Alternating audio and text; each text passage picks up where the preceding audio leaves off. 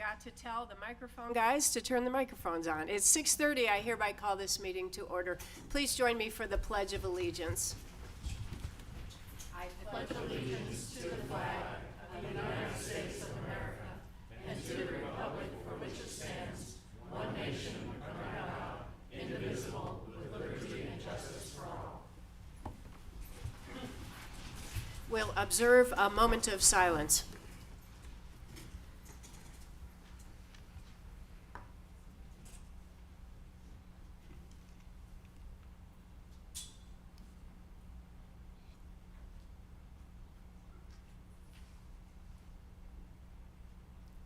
Thank you. At this time, we'll have a presentation of our summer intern projects. I'd like to introduce Dr. Tad. We cannot wait to tell you about it. Oh, thank you for that lovely introduction. Good evening, Madam Mayor and Council. Dr. Tia Austin Bing, Human Resources Director, City of Peachtree City. We are excited to stand before you this evening. We're kind of sad, as we just showed you all a moment ago. This is our very last week for our summer interns. Just a reminder to everyone here, we started this program. This is our first cohort of summer interns who are paid with the City of Peachtree City. We started this program in May, actually May 28th to be exact, and this program runs through tomorrow, August the 2nd.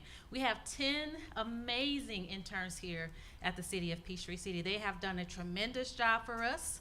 They have learned a lot. They have contributed just amazing things into their departments. So tonight, we honor them, we celebrate them. We're sad that they're leaving, but we have first up our president of our Peachtree City Pathfinders cohort. She's going to address you, Mayor and Council.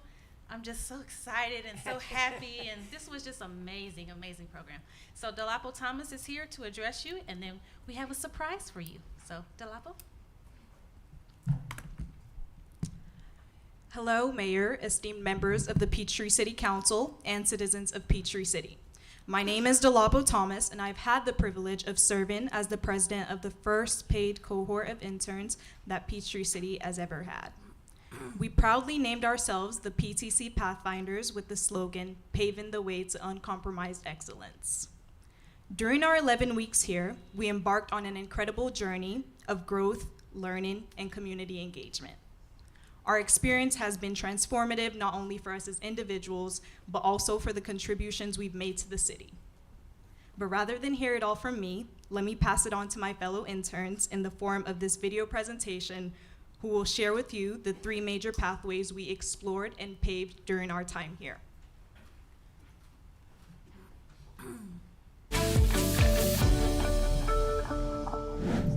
Hello everyone, my name is Freddie Lawrence, and this summer I was a communications intern with the Peachtree City government. I'm here at the Glenlock Community Gardens talking about my 3 pathways for success. My first pathway would be social media management. This summer I helped manage the official YouTube, TikTok, Instagram, Facebook, and many more for the official Peachtree City pages. One of the best accomplishments that I completed was that we helped grow the TikTok to over 1,000 followers this summer. We used different trends and sounds to help gather information to send to the city for different engaging opportunities and events. My second learning pathway would be that I helped with the quarterly business magazine, also known as The Compass. With this, I helped research local businesses and local business owners to help put interviews and highlight their businesses in the city. This was a highlight for my internship program this summer because it helped put a spotlight on the very hard workers in this community that want to serve the citizens and also give back to the culture that the city provides. My final learning pathway would be my opportunity to work weekly with the mayor. I had the opportunity of working on Mondays with the Mayor, a weekly YouTube series that uploads on Monday, with the mayor giving information about the local city events and any tidbits that any citizen might need to know. This was a very cool experience for me because it was a culmination of a lot of the things that I learned throughout this internship and in my major at school. I had a wonderful time this summer with the Peachtree City government, and I would like to thank all my supervisors for this wonderful opportunity that I get to use to learn real-world skills and put them into action. Thank you so much. Hi, my name is Yvonne. This summer, I interned with the Human Resources Department. I would love to share with you my 3 pathways to success.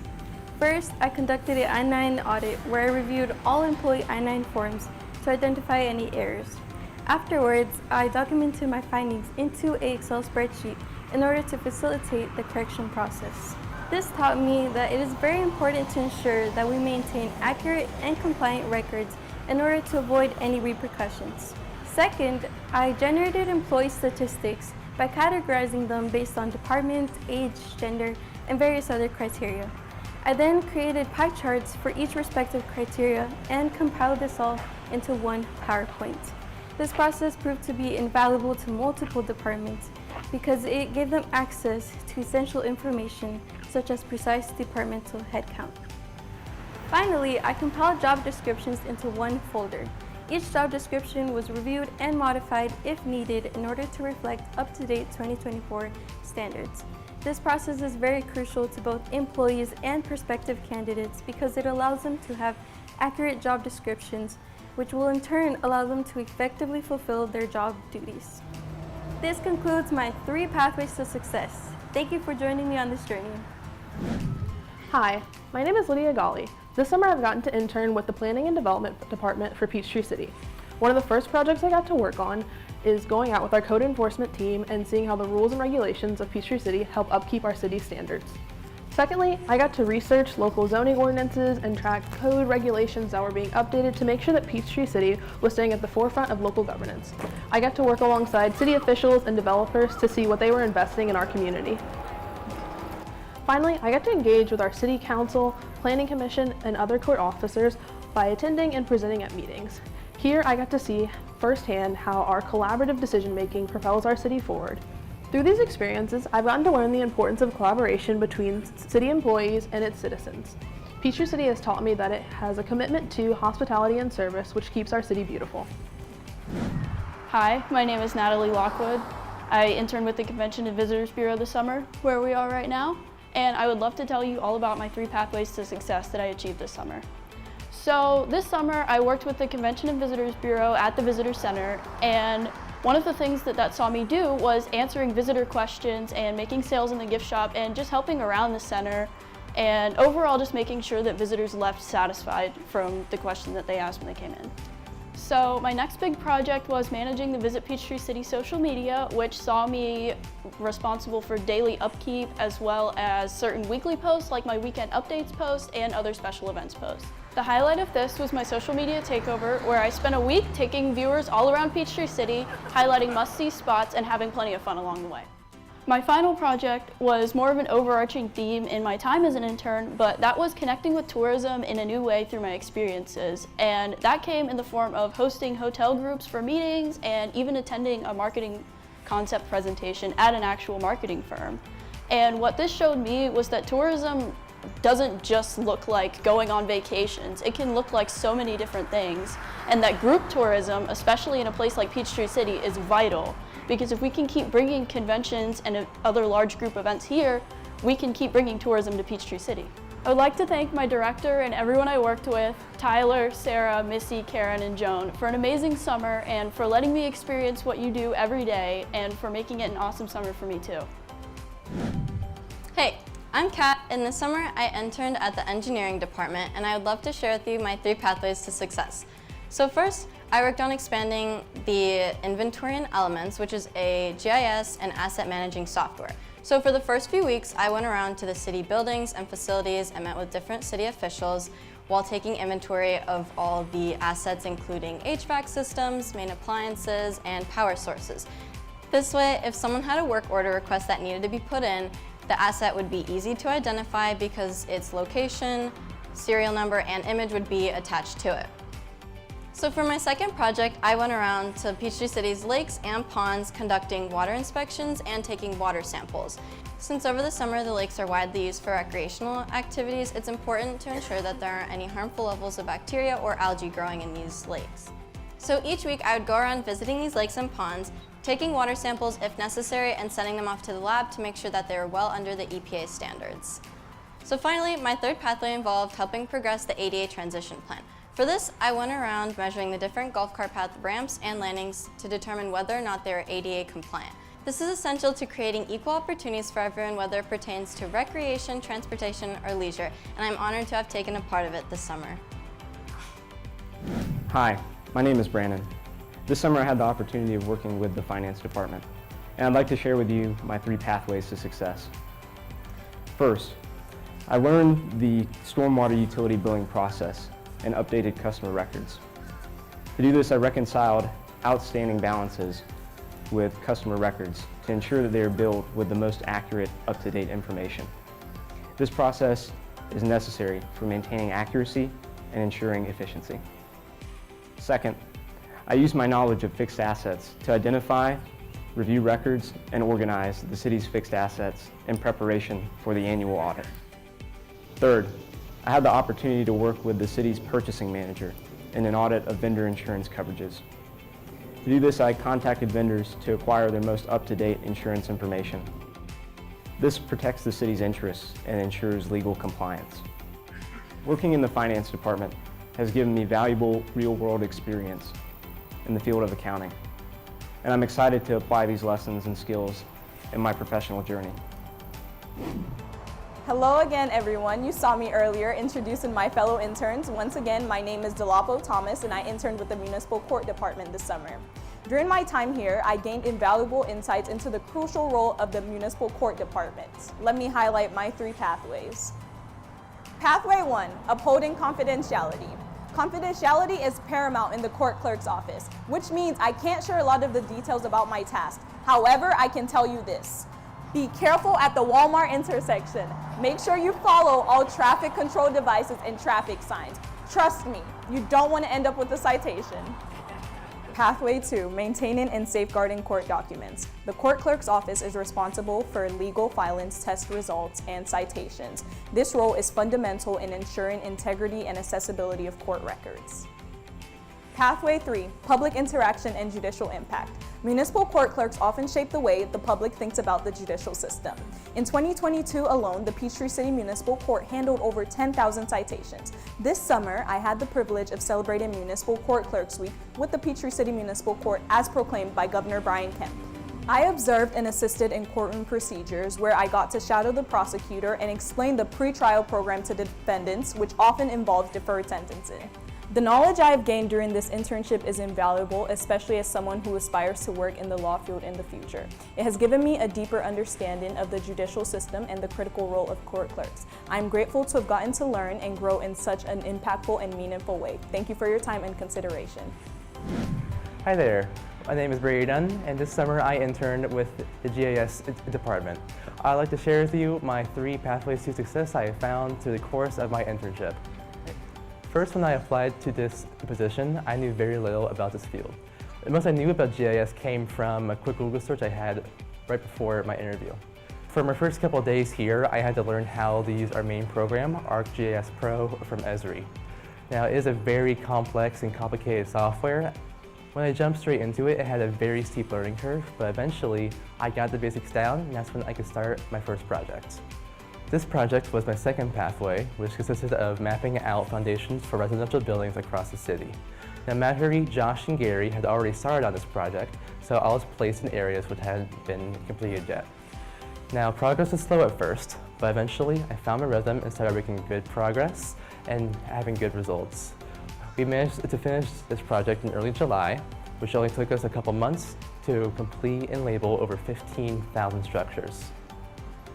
Finally, for my third pathway, I had my own project. This involved plotting points for every single fire hydrant in the city to update our current database on their locations. Our current data, which at the time was inaccurate. By using both satellite imagery courtesy of NearMap and street-level photography from Google, I would shift the already existing points in their database onto the correct locations for these hydrants. Thank you so much, and God bless. Hi, my name is Molly, and this summer I've been interning with the Peachtree City Library, and I would love to share with you my 3 pathways to success. First, I've been working with the oral history program, transcribing and editing over 50 taped recordings of some of our city's earliest residents and founders, mayors, volunteer firefighters, and educators, among others. Second, while transcribing, I noticed a lack of female perspective. So I pioneered a program to galvanize women's voices and conduct interviews with the founding mothers of Peachtree City, with the help of Library Director Jill Prouty. Finally, over these last few months, I've interviewed multiple women in Peachtree City, learning from them the female perspective of what it was like to leave everything behind and make that personal sacrifice to work beside their husbands and build the Peachtree City we see today. Within stories of wild country club parties, bank robberies, and blowing up beaver dams, I learned from the values of a people who built a community from families all across the country who cultivated this little piece of paradise. Hi, my name is Jada Mitchum, and I had the amazing opportunity of interning with the City Manager's Office, or as I like to refer to it as, the Office of All Access. And I would be thrilled to share with you my 3 pathways to success. My first pathway was an immersive experience where I got to work closely with the city departments and update over 60 SPLOST projects. I then took these projects and integrated a template to make sure that all of the departments could utilize it and update it for the city's website. This initiative aimed to ensure that residents were updated of all the city's new projects. Transitioning into my second pathway, I was entrusted with creating an economic development presentation for Mayor Kim Leonard.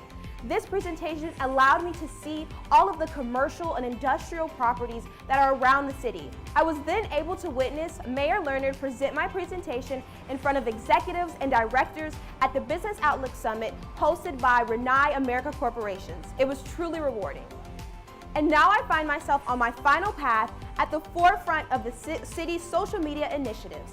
I've been able to produce 2 viral videos accumulating over 800,000 views, ensuring that each department has engaging content that resonates with our community.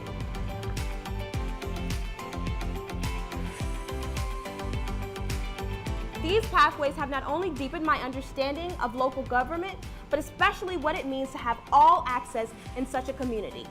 It is important to me now that these visions and values align with all that I have done at Peachtree City, and I know for sure that my paths will always lead to success.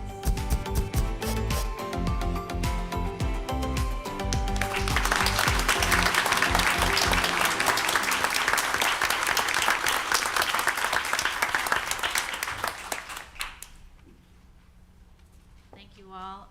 Mayor and Council, if you have any questions for our interns, we're happy to take those. But I just want to thank the communications team for presenting this video and helping us make this intern program a success.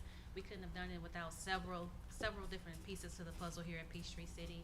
Thank you for supporting this program. If I could ask the Peachtree City Pathfinders to please stand. If we could just give them one more hand, please.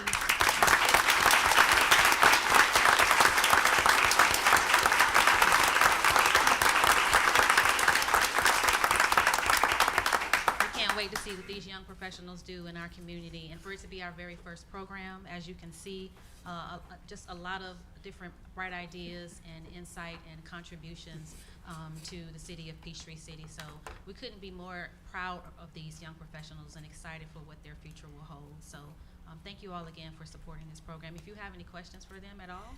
Before you leave the podium, Delapo, and I just want to say, clearly, this is not about make work. This wasn't, oh, here come the interns, now we got to find something for them to do. This is much needed deep dives into every department, and I will say also, they have conducted themselves in a professional manner at all times. As we learn, sometimes it's all about confidentiality. And they have infused an energy and a smarts into City Hall that we haven't seen in a long time. And now I am in a TikTok video, just saying. So I just want to, I know Council joins me in thanking you for all that you have done to make this program such a success and to do so much to advance Peachtree City this summer. Thank you all.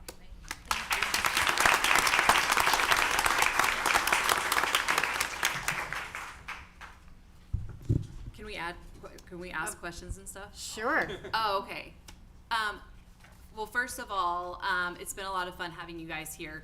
I was out on a golf cart one day with my family, and we ran into Freddie and Wilson doing one of their recordings, and so I think my daughter ended up in one of your TikTok videos. And when I came in here one day, I was talking to Wilson, and he was showing me just how many views some of these videos have gotten, and how, like, what was it, 800,000 for that one? Some of these have really gone viral. These young minds, they come in here and they know the algorithms of what you need to do to get those views, and so I was really impressed by that.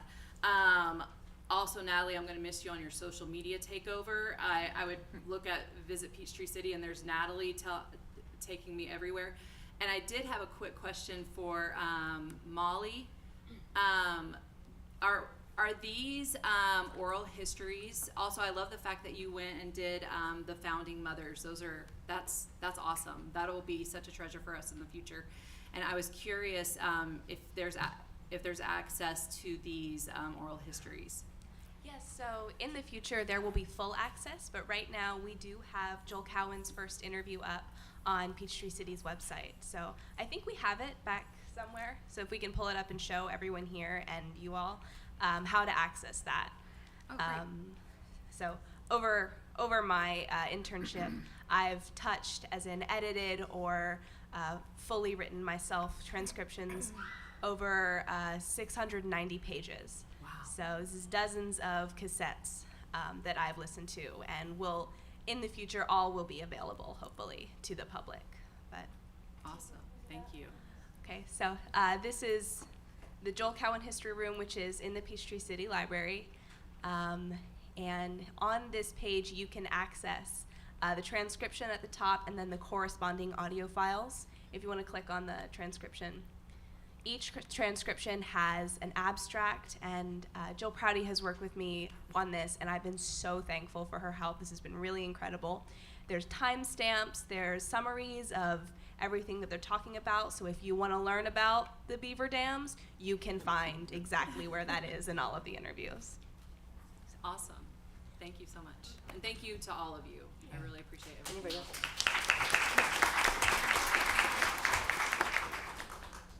Dr. Tapp? Yes.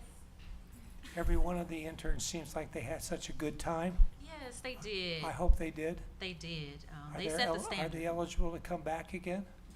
They would be eligible to apply for any permanent position that we would have. But the next year's program, we do want to bring new interns in to the city, and so that we can see what they do to commit to uncompromised excellence. But we hope they won't go too far and they'll hang with us. But next year, we want them to come back to, just be in our new class and just give them some, guidance and motivation and inspiration. And just have them talk about their successes since then. So we'll see them again, and hopefully maybe in the future permanent. That's what we want. It's great to see them on the paths. Yes, sir. Thank you. Thank you. Anything, Clint? Yeah, I do have one. First of all, congratulations. Is it on? Okay, congratulations. What a great program this was. I can say that when I saw those films up there, I'm saying, what a marketing tool that you have for next year. Sorry, hopefully you'll all come back as workers here, but next year you put that up and you're going to have a heck of a class applying here. It looked like they had fun and they actually learned something and did something. Yes. And I remember my internship, it wasn't quite like that. Yes, So sir. We did congratulations on a great program. Thank you, sir. We did ask each of them if they had a good time and they enjoyed themselves, because we really wanted to know. We got their feedback so that we can use that feedback to enhance our program and to make improvements, where needed. So, again, they did an awesome job this summer. We couldn't be more proud of them. Thank you. Thank you so much. Announcements, awards, special recognition. We have no further. Public comment. Madam Mayor, we have two. The first one is Ms. Sue Reed.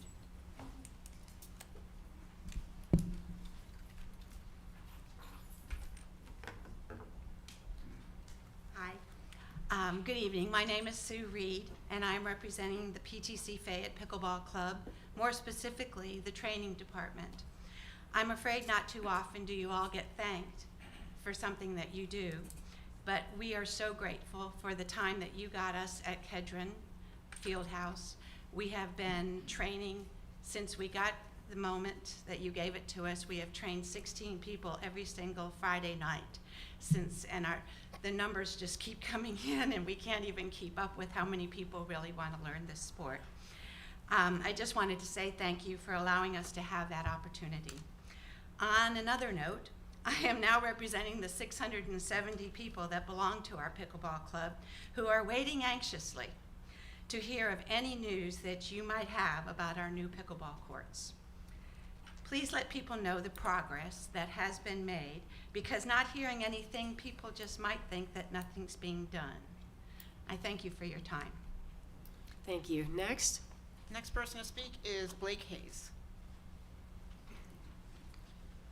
Thank you. Blake Hayes, here for traffic again. What else? But I will start first with, again, a nice shout out to the city and the council for getting the new bridge open over there by the lake. I've been on it. I drove down on my golf cart to here tonight.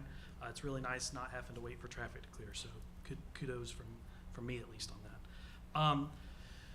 As far as the traffic stuff I was going to talk about, we are almost at the start of school. It begins next week on Monday here in Fayette County, and with that comes a change to state law, which the city automatically adopts because we automatically adopt changes to traffic law at the state level, and that's Georgia House Bill 409, also known as Addie's Law. This affects violations for passing a school bus. My hope with this is, one, again, just to provide the information to council and people that are here, and two, maybe we can leverage some of those viral videos to get the information out to our public at large. So the penalty for passing a stopped school bus has increased to a $1,000 fine, not up to $1,000, $1,000 fine. In fact, if you get stopped by an actual officer, that's a minimum, not a maximum, up to 12 months in jail, or both. Don't get too scared about the up to 12 months in jail. Traffic violations are misdemeanors. Misdemeanors are crimes. Crimes you can go to jail. Doesn't mean you're going to. It's up to 12 months. But it is $1,000 fine. So keep that in mind. Although Peachtree City doesn't have any particular school speed zone cameras that are, oh, I'm sorry. I'm confusing stuff here. If you get a camera violation for passing a school bus, which our school buses do have, I was thinking of the speed zone cameras. If you get more than one ticket in the same jurisdiction, it now gets sent to your insurance company, which means your insurance rates can go up. So again, it's important with school coming back into session for us to just be aware of school buses and, you know, take the time to wait for them when the lights are flashing, go around them once it's off. The purpose of this law was because a kid actually, I believe, got hit and ran over and killed in Georgia last year. That's who it's named after. The other half of this law that does affect more the school system than the city directly is that school systems now need to consider when they're designing their bus routes to have stops that do not involve crossing 40+ mile-per-hour roads at those stops, because obviously a kid walking across in a 40-mile-an-hour zone, bigger chance of them getting hurt or killed. The part that does have relation to the city, though, is that we do have at least a couple of schools, which I know I've talked about before, on Robinson Road, which is a 40-mile-per-hour zone. So again, maybe that's something we can think of working with the Fayette County school system to look at reevaluating those speed limits in light of this new law. Thank you for your time. Thank you. No others. Agenda changes, council? None. Okay, minutes. July 11th, 2024, special called city council meeting minutes. Can I get a motion? I make a motion to approve. I'll second. I have a motion and a second. All in favor say aye. Aye. All opposed? Motion carries. Quarterly reports, second quarter 2024 reports.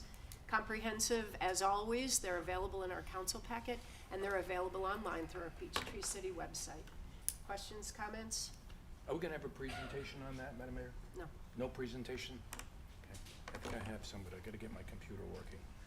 I'd just like to give a shout out to Martha, who does a great job on the minutes. Fabulous. Always. Yep. Fabulous. I have one comment, just a nice comment to go out to the engineering services. I don't know if we have any of the engineering services back here. Sure, yeah. No, okay. They said no. I see that in this last quarter, you got 9 projects done. That's 3 per month. That's working really hard. So I do appreciate that when I see the kind of projects that get done. So kudos to the engineering department for that. I think I have one more comment. Yeah, I do. And this is the planning and development. Quick question, city manager. It says that they had, let me get mine, 454 illegal confiscation of signs. Was that all due to the election that was handled in the second quarter, or is there something else going on? That's a lot of signs. Elections always have an impact on that number, but it is a lot of signs. There's a lot of sports sign-up signs. There's just a lot going out on our right-of-way that we're picking up. And they're only illegally placed signs, obviously, that they're picking up. So it's not unusual to get them periodically like this, where you Right, get a there's lot of them always going a on. peak whenever there's an election going on, yes, sir. Okay, And thank you. we don't throw them away, they can come pick them up. We hold them for 7 days. Okay. That's all I have on All there. right. Just a couple comments. All right, thank you. Consent agenda, item A, fiscal year 2024 budget amendment, back to school bash sponsorship, Mahaffey and Lincas Orthodontics LLC and Fourth Corner Boxing Gym LLC. And consent agenda, item B, fiscal year 2024 budget amendment, code enforcement, golf cart replacement. Can I get a motion? Yes, Madam Mayor, I'll make a motion that the consent items, A and B, will be approved. Second. I have a motion and a second. All in favor say aye. Aye. All opposed? Motion carries. And with that, I want to thank the sponsors, Mahaffey and Lincas Orthodontics to the tune of $500, and Fourth Corner Boxing Gym to the tune of $500 to make our back-to-school bash, August 10th, possible. Old agenda items, 72406, resolution to adopt fiscal year 2025 operating budget and CIP. Mr. Strickland. All right, I got an hour presentation to go through every single line. I actually don't have anything tonight. We have done workshops on this. We have done the public hearing on this. We've had discussions on it. So I don't have anything to show tonight. All I have is that staff recommends approval. Our fiscal year would start October 1. The only update I have is that we still do not have our final digest from the county. We're not actually expecting it until September this year. They're behind. The tax assessor's still working on finalizing the digest, so the tax commissioner still hasn't received it, which means we haven't received it. So usually we'll adopt our millage rate in August, but it's probably going to be September, maybe even the second meeting in September, before we actually adopt a millage rate on this. But talking with finance, we're still comfortable passing the budget because the numbers we have are still where we think they're going to be. So that's all. Just wanted to update on the digest. But All right, questions or comments, council? No questions.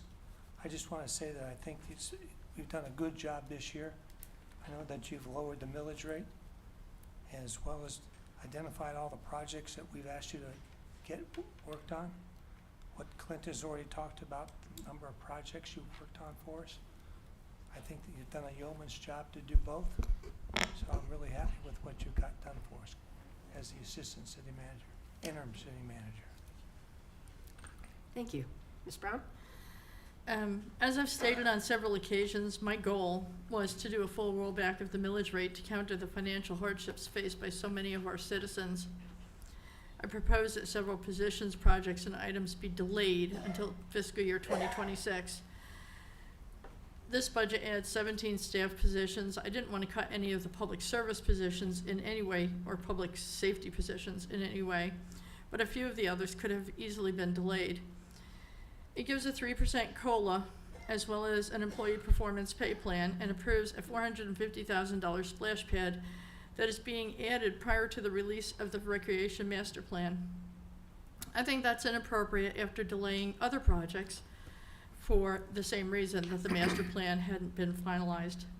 Plus, we already have a splash pad that I've repeatedly asked to make free to use. Unfortunately, when we brought up specific budget cuts, Councilman Holland and I were the only members who voted in favor of making any cuts or delays. Technically, only a full rollback would leave your taxes at the same amount as last year. A 0.06 rollback is insignificant, so the 5.083 millage rate is a tax increase. With $28 million in our reserve fund, we could have lessened the hardship for many citizens. And I'm sorry that this year I cannot counter the financial impact from inflation, the high cost of food, gas, utilities, and other basic needs, as well as the slow process for wages and income to catch up to the rising costs by not raising your property taxes. I will not achieve my goal tonight. but I simply cannot and will not vote in favor of the budget. For me, it's a matter of principle. And that's pretty much all I have to say. Thanks. Thank you. Thank you. Mr. Holland? But let, Councilman. Yeah, I can. You go ahead. Go ahead if that's okay. Yep. I'll say this is my first time as a council member going through the budget process. I feel like our team has done a great job of educating me. The workshops that we've had, they sadly were not very well attended, but the information is available to everyone in the city, and the citizens get the budget at the exact same time that we do. And I was very impressed with all the information that came out and what I learned, and I thought it was done very well, and that I was able to get access to any information that I wanted and that my questions were answered. I was also happy that we were able to do a rollback on our millage. Well, that we were planning on it. I guess we haven't said it, but this budget is planned with the intent to do that, and I was happy to see that. So I'm happy to support the budget this year. Mr. Holland? Well, first of all, let me thank you, Justin, for the hard work that you and your team put into this. It was an outstanding put together a budget, very professional. I've done budgets for years. It was nice to be able to go through a budget that was so professionally put together. I spent weeks going over the budget. I know that sounds silly, but I did spend weeks going over this budget. Essentially, 95% of that budget is excellent. I think it's a great budget. There are a few items that I don't particularly like, but you know what? That's the way politics go, and voting for these things. If the majority says, no, it's a good enough budget, and I'm saying, no, it's not a good budget, it's got to be fixed these 4 or 5 things, I think I've got to sit back and say, for the betterment of the city, we're delivering the services that your tax dollars pay. You pay to the city, we're delivering the services to you, 100%. Nothing is being cut back on any services that go to the citizens in this community.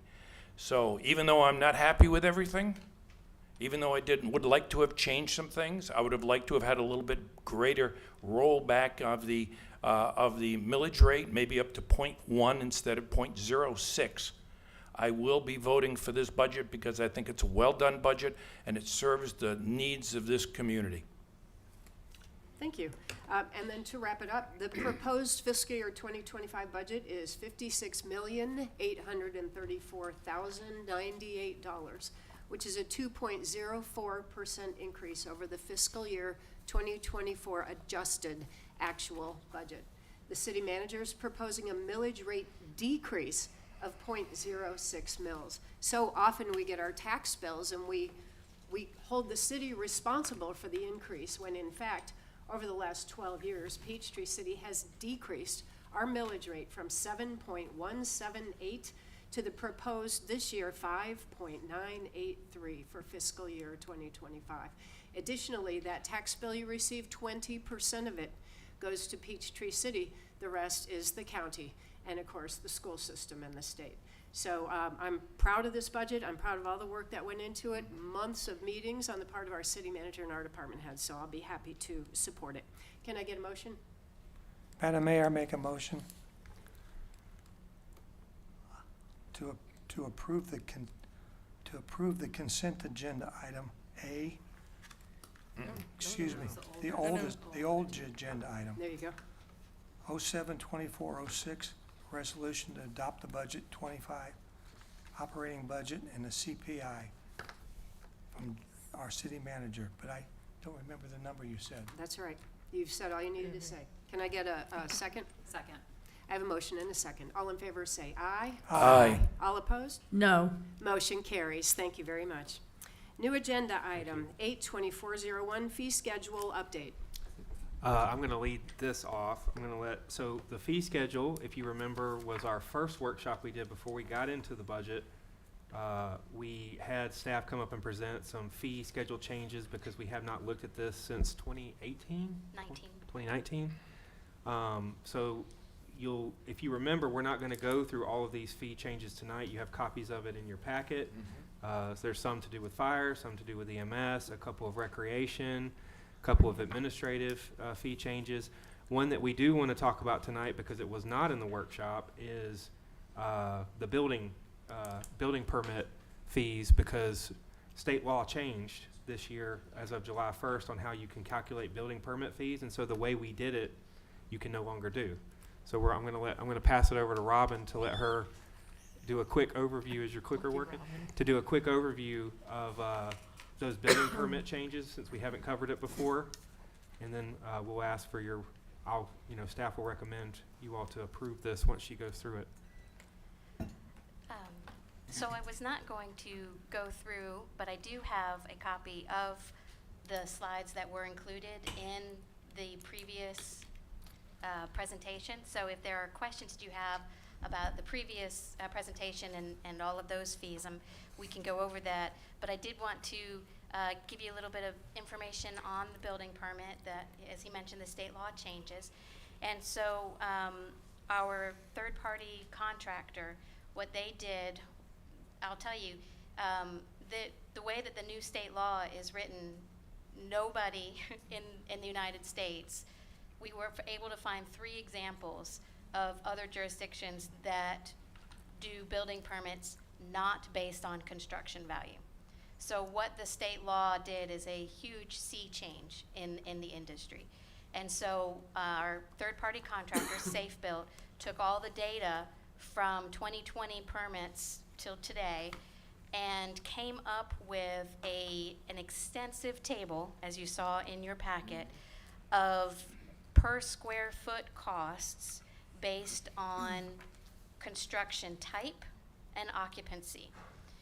And they used a construction calculator and came up with this per square foot cost. And then our intern and staff actually compared what the fees were paid by the applicants over that time, compared it with what they would pay under the new one. And what we found was very comparable. In fact, residential permits typically ended up being less expensive under the new cost tool. And the large industrial projects tended to be a little bit more expensive.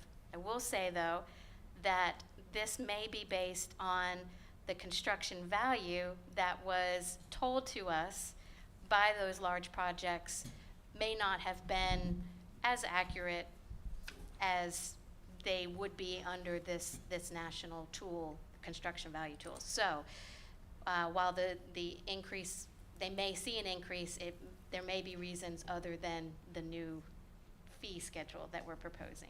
So with this, we feel very confident. We understand, this is definitely from the ground up that this will be a learning curve, and maybe next year we might come back with some tweaks on what we need to adjust so that the fees are appropriate for the skill and the time that your staff is putting into them. And so staff is recommending that you approve the proposed fee schedule as proposed and included in your packet. Thank you. Council? Council, any questions? I have just one question. The new state law, does it establish like the maximum or the minimum? Or just a guideline on estimating? The way the state law is actually, it's not specifically for building permits. It pertains to every single type of fee that a local jurisdiction can charge.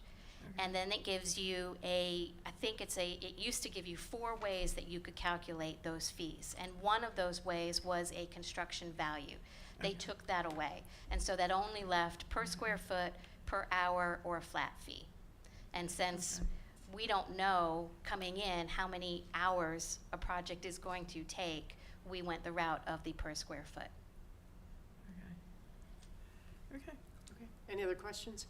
Yeah, I have just one simple one. I went through the charts that you delivered in there, and I see that they're listed as residential 1, residential 2. Mm-hmm. That doesn't match up with our residential zoning kind of stuff? Yeah, zoning is completely different. I know that, yeah. But is there some relationship between R1, R2, R3, R4? So R3 is basically any single family structure. Okay. R2 is basically any multifamily structure Mm-hmm. that is not built with cement. And then R4 is your towers that are built with columns that are structural. But there'll be, I'm sure, in the documents that you're going to have for them, that'll be all, the legend will tell you which one of these you'll Yes, be sir. able to use. These are codes that are used internationally. Good. So anybody who is involved in the construction industry will know. Thank you. Any other questions? Can I get a motion? Madam Mayor, I move that we approve old agenda. New agenda item. I'm sorry, thank you. I didn't cross off this one. Approve new agenda item 082401 fee schedule update. Second. I have a motion and a second. All in favor say aye. Aye. All opposed? Motion carries. Thank you. New agenda item 82402, joint driveway access extension request. I'm just going to give a brief information on this, and then I'm hoping the applicant is here. Yay, thank you. So back in September of 2023, we approved, let me start back. We are located on 54. There's the infamous intersection right through there. There's the Plantera. If you've been out there, you've seen that they've taken down the old Napa and they're redeveloping this site. And as a request, GDOT, we used to, and you can see in this area, we own this property right here. And we used to have our own driveway, and then right next to it was a driveway for this site. GDOT requested, in the way that GDOT does, that these driveways be joined. Combined. And so in 2023, you all approved an 80-foot joint access easement. The applicant has come back and is requesting a larger, lengthier joint access. And by doing so, you can see here's the short one. They are having to take this driveway onto their property. If they're able to do a shared driveway, they can utilize more of the property for a larger development. The applicant is up here to answer any questions that you have, or maybe to provide some further information or clarification. No, I think you did a great job. I think this is mutually beneficial to both my client and the city because it allows you more opportunity to tie into this access drive that we're constructing for when you further develop that tennis complex next to us. Maybe add some pickle courts for the lady that spoke earlier. But I'm certainly available to answer any questions that you may have. Thank you. Robin, could you orient us on this diagram that's up there? Show us Yes. Highway 54. Yep, so 54 is right there. And then this is the undeveloped, what used to be a Peachtree orchard in front of the tennis center. And then this is their parcel outlined with the heavy dark line. And then the hatched area shows the joint access easement. There was, the way the original agreement between the city and this property owner is, they incur all of the construction and maintenance costs of that currently right now.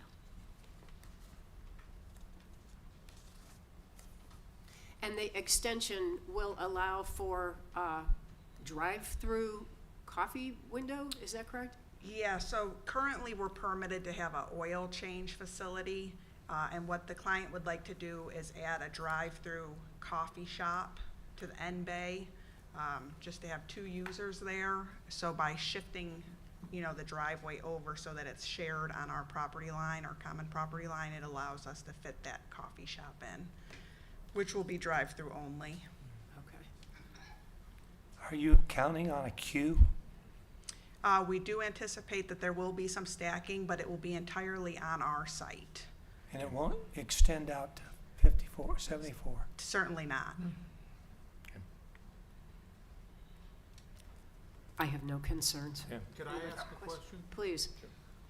The rest of the easement agreement that the property owner and the city entered into, no other changes other than the overall square footage of the shared access easement, correct?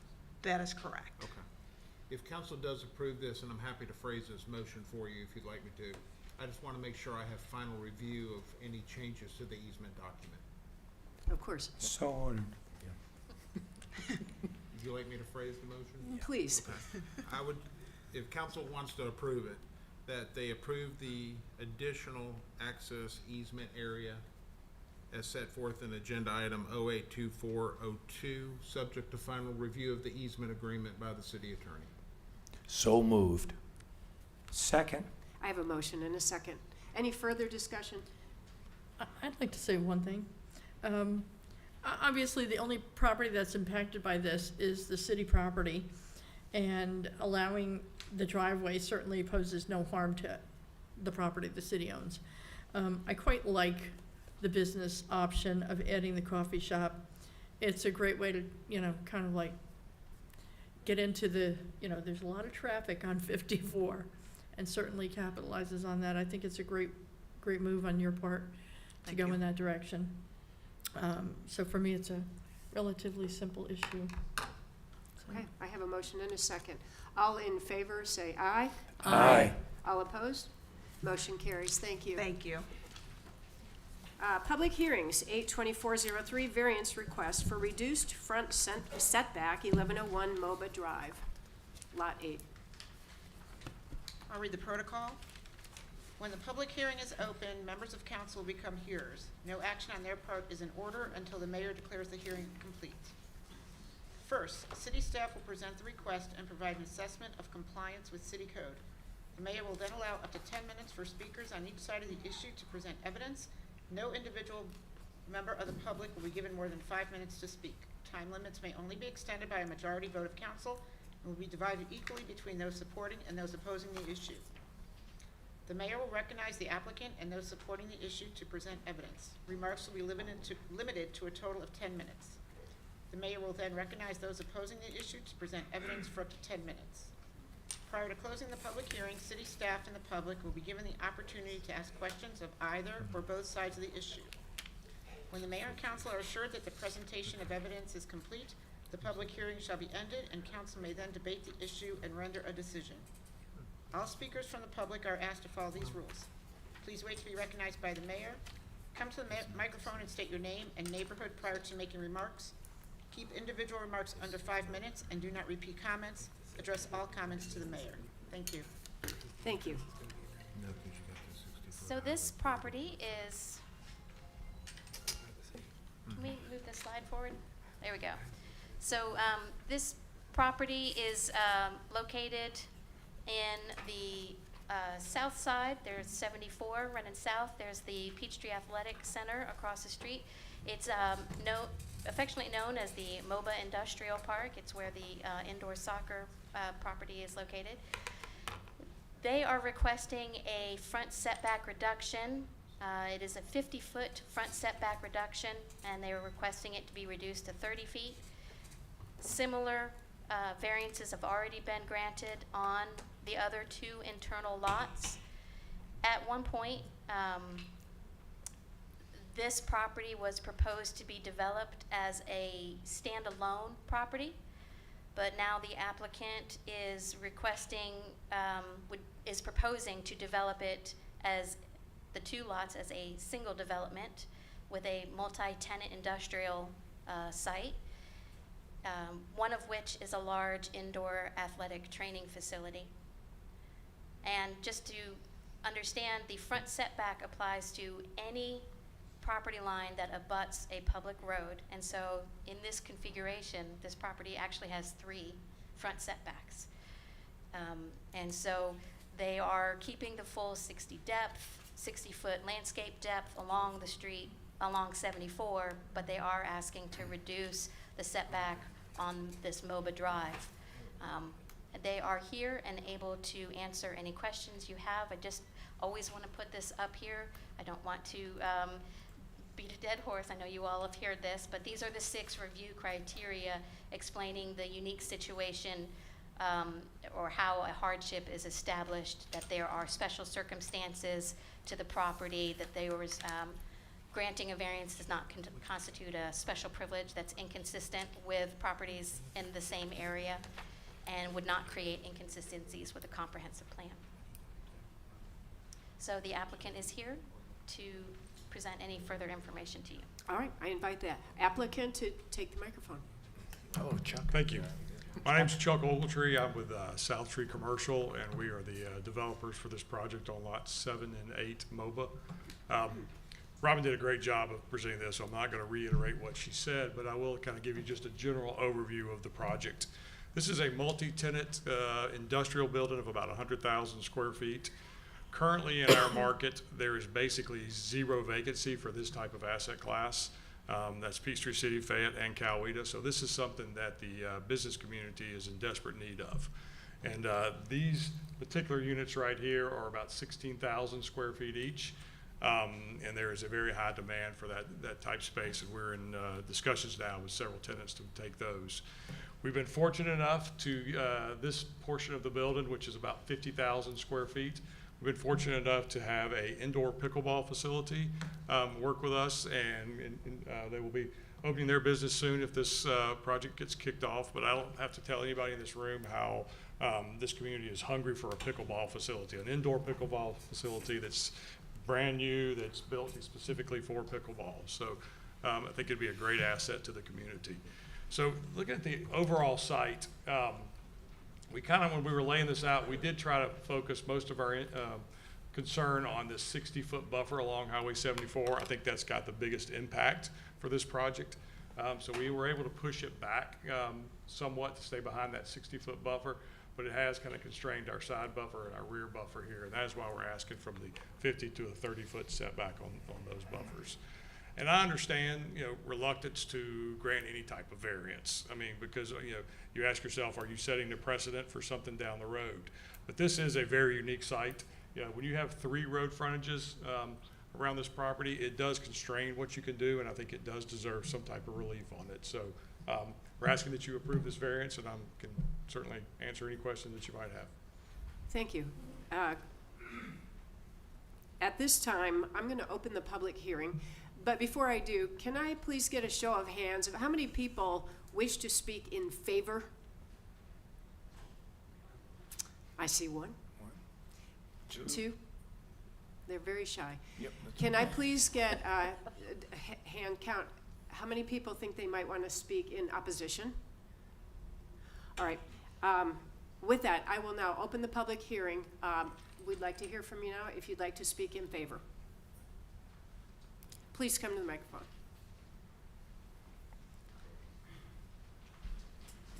Good evening, Council. As you know, I've been here many times talking about pickleball and the fast-growing sport.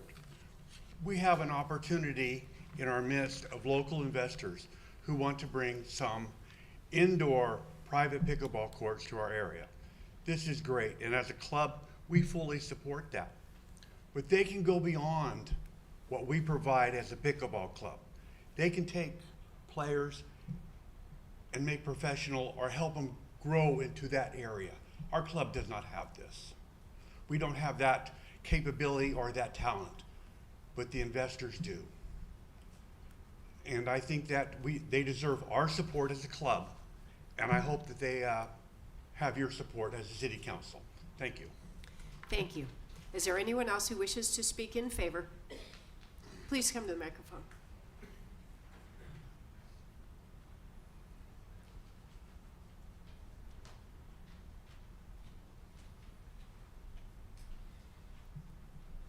Hi, Mayor. Thanks for the opportunity to speak. What's As you your know, name? pickleball is the fastest growing. Could you start with your name for No, us? I'm sorry, Barry Falcon. I live in Crestwind in Peachtree City. Okay. And I play pickleball Really? quite often. Pickleball is the fastest growing sport in the world right now. And it's the growth spurt in Peachtree City, Fayette County has been immense. In this new facility, we're looking for education programs for children, elementary school, middle school, high school. Colleges are now around the country offering college scholarships for pickleball. There's a shortage of courts in the area for sure. We want to give back to the community. We want to do charitable events. We want to support our community with jobs and growth. And we're pretty excited for this opportunity to have this right in Peachtree City versus in Coweta County. Thank you. Thank you very much. Is there anyone else who wishes to speak in favor? Is there anyone who wishes to speak in opposition? Seeing none, I hereby close the public hearing. Council?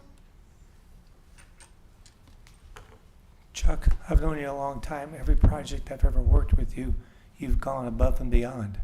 So I'm sure that what we're seeing there is not the final draft of what you're going to produce for us.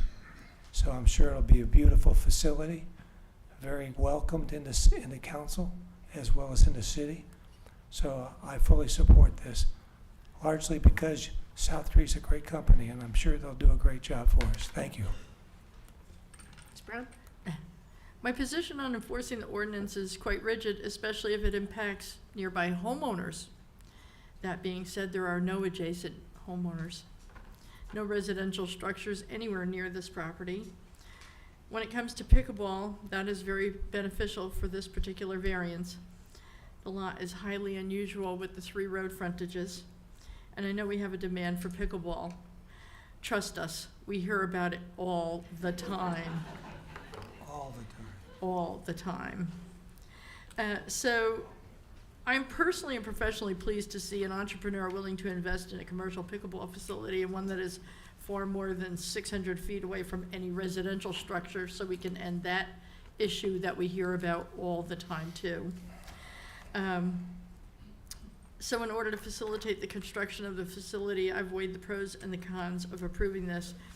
And while I oppose variances, I do see the benefit of approving this variance, as it will not impact any residential structures. Thank you. Ms. Johnson? When it comes to things like these, I like to look at the 2 ends of the spectrum. Here we have a situation where something's going to go into a possible, development that is obviously highly desirable. And would we make that same change for something that was extremely undesirable? So I base this decision not on what is going into that facility. I feel like that needs to be taken out and looked at the other components of this decision. But with that, I do feel like you do have circumstances that are, that, we can, that was the word, exceptional. And it's correct that the 60-foot buffer going in front of Highway 74, that will still stay 60 feet. Is that what I'm understanding? Yeah. Yes, ma'am. Tree buffer. Yes, okay. All right. I would be in support of this, seeing that it has those 3 fronts, and that one's not being touched. All right. Mr. Holland? Chuck, wonderful to see a local person getting involved in something as exciting as this. Could you step up to the microphone? I've got a few questions for you. My understanding is that you're going to be having Lot 8 and 7 is going to be the one, so Lot 6 is not involved in this? Yeah, Lot 6 was just developed for Moon Valley Nurseries. Right, I just making sure I understood the locations on that. Second is, I know this is not a cheap date, as they say. This is going to be an expensive project for you to do. But I'm sure that all the pickleball people in this room are wanting to know, what's it going to cost for come in and rent that pickleball court? And I know you may not know, but maybe you've heard. That's above my pay scale. Okay, I thought so. Stick to the issue. I thought so. I just had to add that in as a little bit of levity, the Mayor. Timing on this project, what's the timing on getting this going if you get the approval here tonight? Late summer of next year, unless we can get some type of expedited permits agreed here. We're getting more levity. To That's maybe good. Late spring. We need that engineer position that just got approved in the FY25 budget. And I need to apply for permits before the fees go up. Too late, sorry. One last thing is, obviously, there's going to be, the planning commission's going to get involved in the landscaping issue, particularly along the 54 roads. So I'm sure you got to still go through landscaping at the planning commission. Correct. Other than that, I think it's wonderful. It's about time we got one of these, and so I am totally in favor of this project. Great. Thank you. Can I get a motion? Madam Mayor, I'll make a motion that we approve, let me get this, the variance, item number 082403, variance request for reduced front setbacks at 1101 Moba Drive, lot number 8. Second. I have a motion and a second. All in favor say aye. Aye. All opposed? Motion carries. Thank you. Thank you. Thanks, Chuck. Public hearing, item number 82404, rezoning request from OI Office Institutional to General Commercial, 1999 Highway 54 and 2011 Highway 54. Thank you. I'll just give you a brief overview before the applicant comes up and makes their presentation. We are located on the other side now of the city. We're moving down. We were just here, and now we're going all the way up here on 54, heading out to Fayetteville. This property is outlined in yellow. It's actually 2 lots. They used to be in this county. They were annexed into the city, I guess 2011, 2013 timeframe. And they are converted single-family homes that are now zoned for office use. There are some conditions associated with that zoning, and I've listed them here that pertain to this request. Specifically that they don't have access to Sumner Road, that they keep a 25-foot undisturbed buffer along Sumner Road, and they are actually responsible for construction of some type of multi-use path on their property. Our comprehensive plan includes both a vision for how the city is developed as well as general policy guidelines. It includes a future land use map that shows this property as being, this dark outline is the village center, which means that you would not want to see any non-residential uses outside of the village center. And then this property is future planned to remain as an office use. Keep in mind, this is the theoretical concept of that village center where you have your most intense uses, your mixed use and your commercial shown in the red.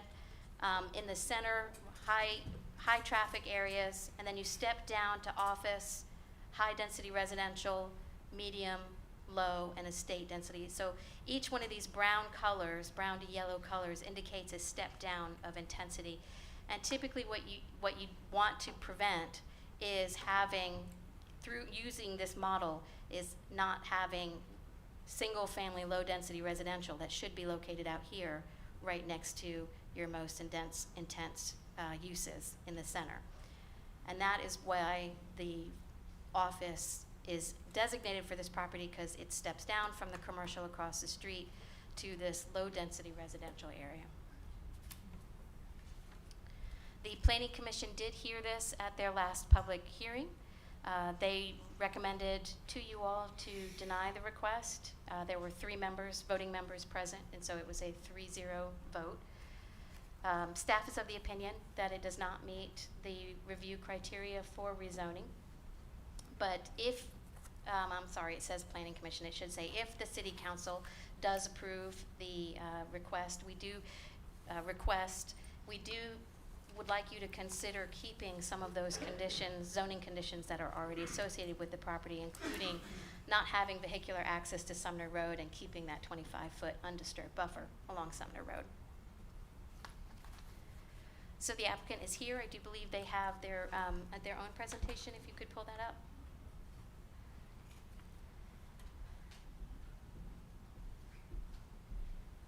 Yes, please, and 10 minutes or less, okay.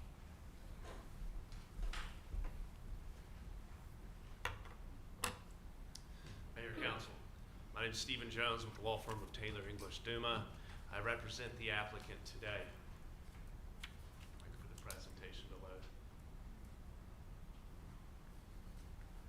While it's loading, I'm accompanied today by the applicant, 3F, which is Mr. Chad Floyd, as well as the founder of Foamworks, Mr. Manny Kalianidis. I also have with me our consultant, Mike Bodker, the property owner, Mr. Joe Paletta, as well as our sound expert, Dr. Cunifor. Foamworks Auto Spa, I'd like to bring Mr. Kalianidis up here to briefly tell you what makes Foamworks different. We call Foamworks an auto spa, not a car wash, because it's different than a car wash. It's a Class A owner and operator of car washes. It's a more luxurious experience. It takes pride in its services that it offers, and it likes to be an active participant in the community. I'll let Manny elaborate on the business practices. Sure. Madam Mayor, Honorable Council, thank you for having us this evening. So Foamworks, we created the business 3 years ago. We came out of a group called Tidal Wave, which is going national. Our founding members were part of that organization originally, and they had 11 washes. We took it a step further, or trying to, where what we're doing is we're doing a longer and more complete package in the tunnel. But more importantly than that, we are a part of the community. We tend to pay our employees on average 20% more than our competitors. Our site leaders, most of which are uneducated, blue collar folks, can earn a 6-figure plus income with us. And with that, we just try to teach them ethics, morals, the way we run a business. And we've done really well. We now have 13 locations, all being in South Atlanta. We have Fayetteville, Riverdale, Stockbridge, McDonough, Ellenwood to open next week. We have a store in Alpharetta, Georgia. We just got approved in Brookhaven, which was very difficult. But anyways, we did. And so that's who we are as a company. Chad Floyd is our partner down here. He lives in Fayette County and is a local resident. Foamworks also employs the highest end chemicals, highest end brushes. They have a no scratch guarantee. They also employ 100% water reclamation. As Ms. Caillou noted, this property consists of 2 parcels, but they are 2 separate distinct parcels under different ownership along fronting on 54 and Sumner. They're currently zoned O&I. Mr. Paletta and Dr. Boast have owned their respective parcels since before they came into the city. Since they came into the city, these properties have been marketed for sale. And I want to be very clear that they have been marketed the entire time. The only offers they have received are offers for automotive uses, particularly car washes and a tire store, which would require rezoning. There has not been any viable use which has come to them while these properties have been on the market for a use that is permitted is presently zoned. If you look at your zoning map, the O&I zoning applied to this property is an outlier in the 54 corridor, and it's an outlier in the village center. Ms. Kai, you talked about the step-down zoning. Well, if you look, this property is completely flanked by GC Properties, which is the zoning district for which we seek to rezone this property. There is thus a zoning trend up and down the state highway for GC zoning. You can see it. It's a sea of red. And we ask that you zone this property consistent with those other GC zoning districts and GC properties. As presently zoned O&I, this property does not have an economically feasible use. That's been clear and demonstrated by the market. The conditions that are applied as presently zoned that were adopted when the property was annexed 10 years ago, you have a 40-foot setback along the state highway, 25-foot setback or buffer along Sumner.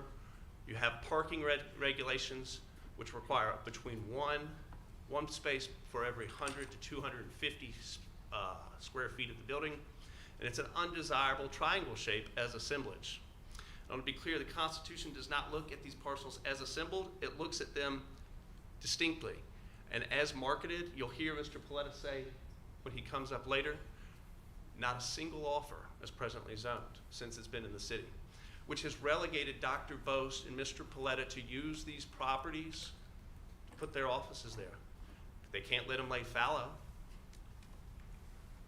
The permitted uses in the O&I are uses which after the COVID pandemic have dropped, have fallen off the map. We've seen a tremendous amount of office, especially suburban office, go back to lenders, have occupancy rates which are abysmal. And if you look at this list of permitted uses, the vast majority are office uses. The ones that are not are publicly owned buildings, utility service substations and the like, research laboratories, private clubs and lounges. And finally, an indoor sit-down restaurant. You may hear some people in opposition come and say, well, there's a sit-down restaurant to the north. It's an outlier. If that was a market trend which made a viable use on this property, we would have seen an offer for a similar use within the past 10 years. We haven't seen that. These owners, again, have been relegated to this O&I district, which leaves them with no use. Here's the concept plan. What we really tried to do since the last time you saw this property is take the concerns and staff's recommended conditions and incorporate all those into this use. We've put a 25-foot buffer along Sumner. We previously had a 20. Dr. Cunifair is going to talk more about that, but we want to do a double staggered row of evergreens to provide a landscape screening. As you start here, and I'll show later, the topographical difference between Sumner here and Sumner here goes from about, I'm not 6 foot unfortunately, but close, all the way down to about 2 feet here. So there's a natural earthen berm that runs along Sumner. We're going to put 6 foot minimum height evergreen trees along that, as well as a fence, which again, Dr. Cunifair will elaborate on. And you'll also notice there's no vehicular access onto Sumner, again, carrying forward those conditions from when it was originally zoned. These are renderings of the proposed building. Mr. Kalanides went into depth about how this operation, this business is an auto spa. Again, this is a top-notch building. We're really proud of this one because we've done a lot of conversions of defunct car washes and brought in our better brand and really revitalized them. If you look at the Fayetteville location, that was a revitalization. This is a ground-up build, so it really allows Foamworks to do something unique, do something that meets that Class A caliber of an auto spa that it wants to be. That last rendering was looking north, this one's looking south.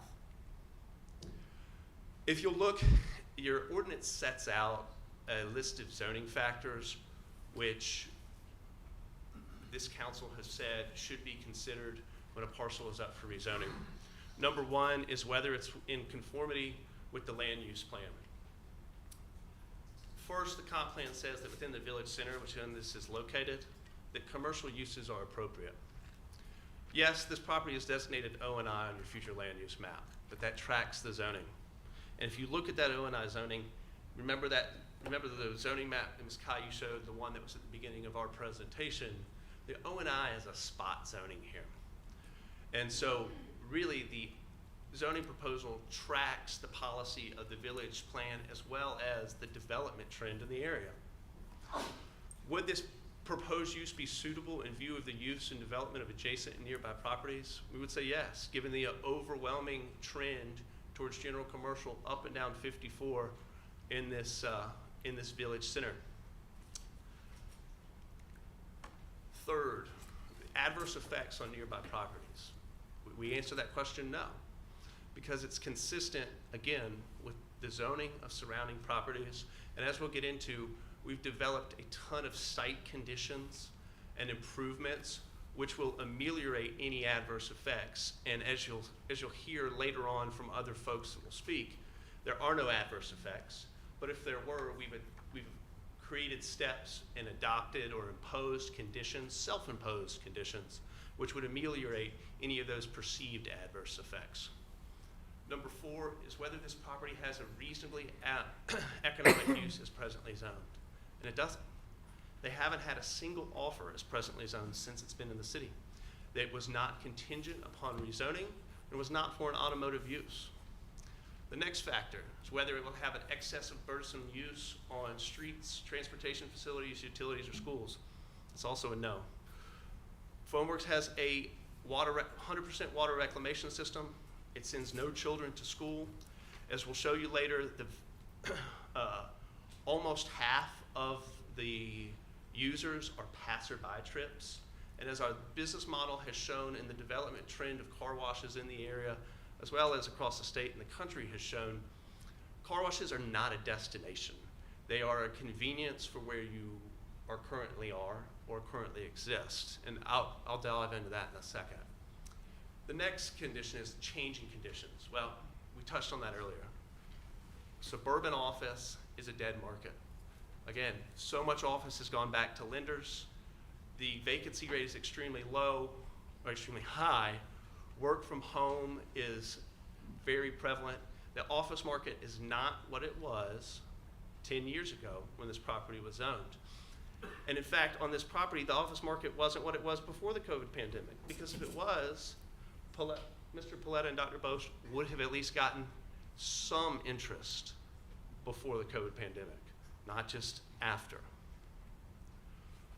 I want to talk, the last time you heard this proposal, we had some discussion about car washes in the area. Well, these are all the automotive car washes.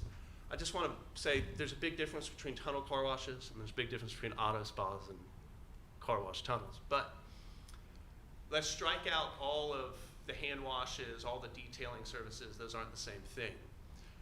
But starting from the intersection of 74 and 54 here in the heart of Peachtree City, if you go north on an arterial road, there is a too far. There is a tunnel car wash. If you go south, and albeit it's outside the city, but if you go south, there's a tunnel car wash in the city. If you go west, there's a tunnel car wash in the city. But if you go east, there's no tunnel car wash between Peachtree City and Fayetteville until you get to the Tidal Wave or the other Foamworks location. So let's talk about traffic.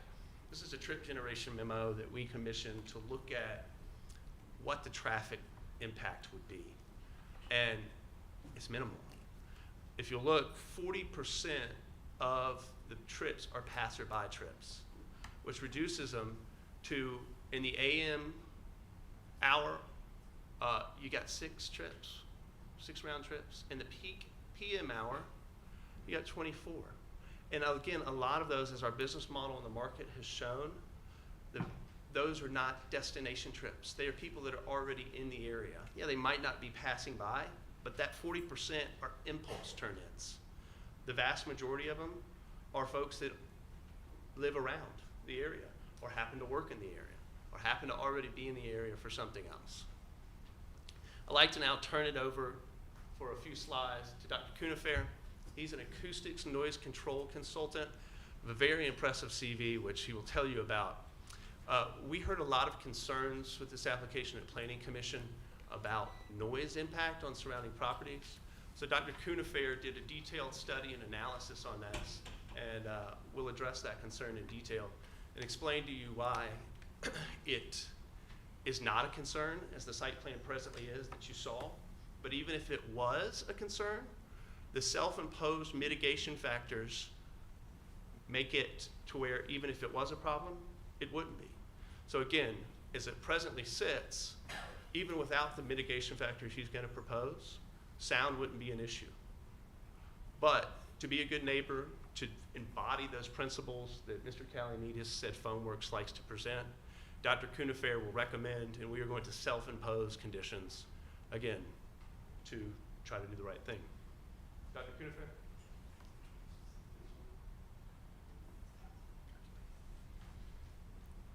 Madam Mayor, Council, good evening. It's been a while since I've spoken before a public body. I was a professor at Georgia Tech for 30 years, retiring as an emeritus professor about 2 years ago. Any UGA folks in the audience? My daughter just finished up there, so I also wear red when necessary. I taught the entire sequence of our graduate acoustics program at Georgia Tech. Georgia Tech is one of the premier acoustics programs in the country. I was a full professor at the time of my retirement. Board of Regents of University System of Georgia is fairly open and receptive of faculty members consulting. So 25 years ago, myself and a number of my faculty colleagues and research engineers founded a company called Arpeggio. Our logo up there is actually a stylized musical staff representing the initials of the founders. And it forms... Excuse me, doctor, can you speak up or get in front of the microphone there? Lift it up a little. There you go. Thank you, sir. You would think the acoustics guy would know the microphones. Shameful. Thank you, sir. The logo there is actually a stylized musical staff. It represents an arpeggio, which is a musical term of the notes of a chord played in sequence.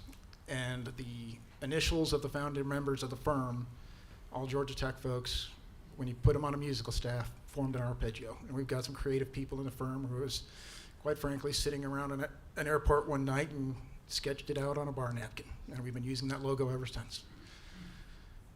That company's been around for 25 years. I'm still one of the remaining founders. My practice area has been rather diverse over the years, heavily focused on environmental acoustics and industrial noise control.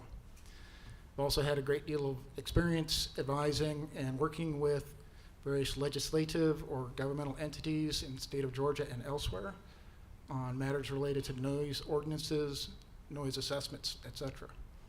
For example, I assisted the Fayette County Sheriff in assessing their shooting range for its potential impact on neighbors. We're currently working with Cherokee County on implementation of their noise ordinance with respect to special use facilities. And good or not, I'm on speed dial for a number of the commissioners up there. I was retained to assess the potential noise impact of Foamworks on the adjacent residential properties. That's what I'd like to speak to next. So from an acoustics perspective, you've got a potential noise source of the car wash and its associated mechanical equipment.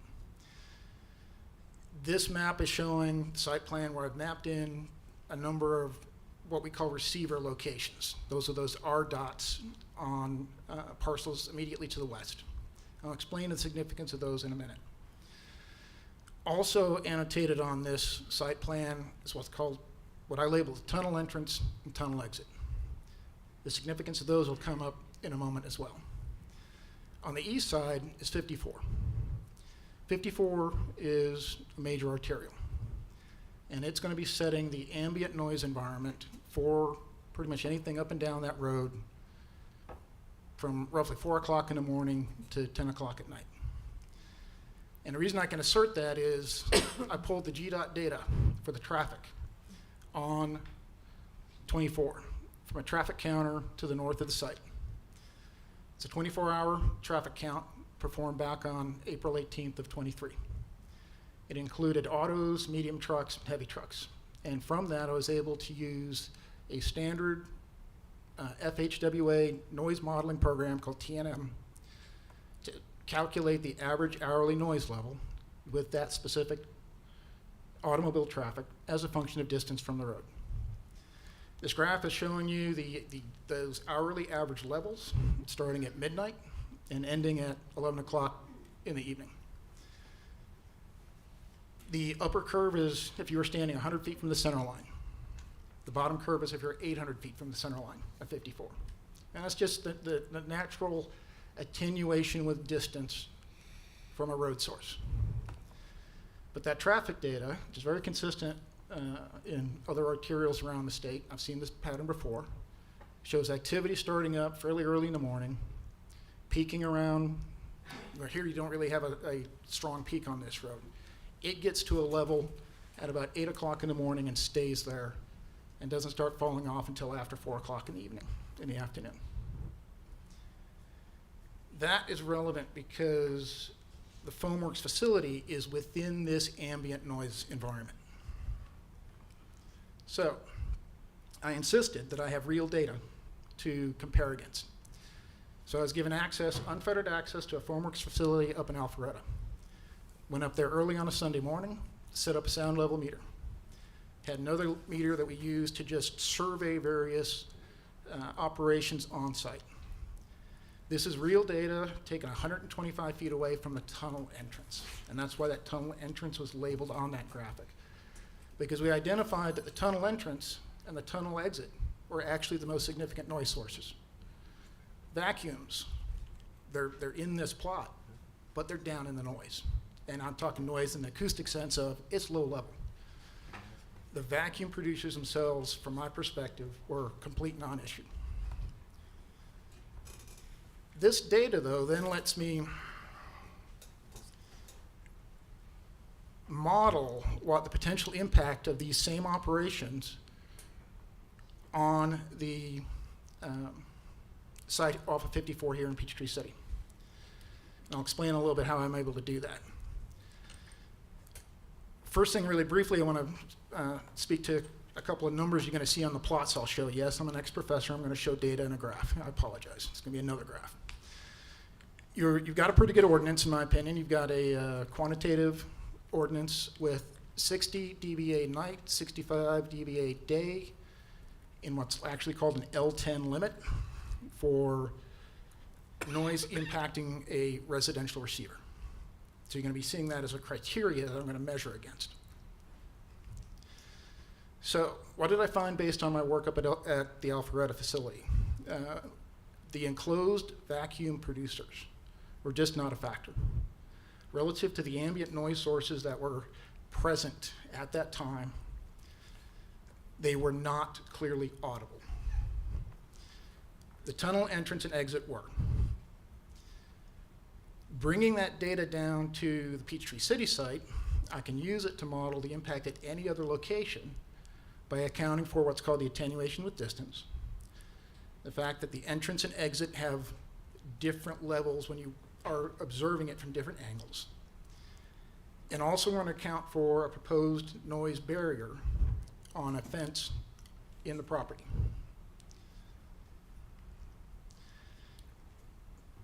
One of my premises here is that the vacuum producers will be enclosed. If they're not enclosed, it's a different problem. But the Alpharetta facility, the vacuum producers that we tested were enclosed. It's my understanding that will be the condition here. Shouldn't be a factor then. So, what are the mitigations that I'm recommending to Manny and PhoneWorks? Most significantly is a noise barrier wall. Mr. Jones referred to it as a fence. I'm going to call it a noise barrier. 10 feet high, and it's represented on this graphic as that blue line. Now, right now, that blue line is shown inside the 25-foot undisturbed buffer. It needs to come inside the evergreen line, and would actually make it work better if it's a little closer to the source. The PhoneWorks folks, the PhoneWorks folks have also committed to extending some what we call in the art flanking walls coming off the building immediately to the west of the tunnel entrance and tunnel exit. Those will serve as additional noise barriers for sound propagating to the west. It's also my understanding that the facility we tested in Alpharetta is an older facility and does not have noise mitigation measures inside the tunnel that will further reduce the noise as compared to what we measured. But I'm not going to take into account of that. So anything you're seeing here is still going to be based strictly on the Alpharetta noise. All right, so what you're seeing here is the predicted noise level at the property line immediately to the west.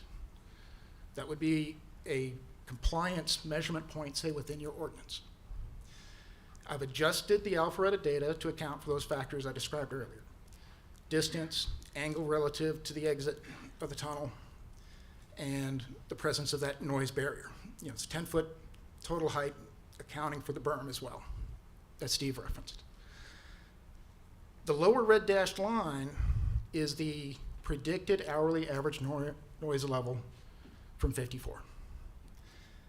And the predicted noise from the PhoneWorks facility is below the average level from 54. The next line above it is your limit at night. If you satisfy the limit of night, and the ordinance is clearly going to satisfy the limit in day, which is the next line above that. So this data indicates that with the same sort of operations as present in Alpharetta, the facility would not exceed your ordinance and would be below the ambient noise level produced by traffic on 54 most of the time. And that's even without taking into account the additional mitigations of the flanking walls and the interior tunnel modifications. If we now move out to a receiver location at the facade of the residence that's immediately to the west, same conclusions apply. Similarly so for the residents on the parcel to the north. So this is now opposite the tunnel exit. Applying the analysis, we see that the predicted levels don't approach your nighttime ordinance limit and is below the predicted level in the average sense from 54. Same when you go out to the facade of that residence. So, with the mitigations that I've proposed, that includes the barrier along the line that's depicted there and then consistent with the requirements of setbacks, et cetera. And that being at least 10 feet above grade to break the line of sight between the noise sources and the receivers.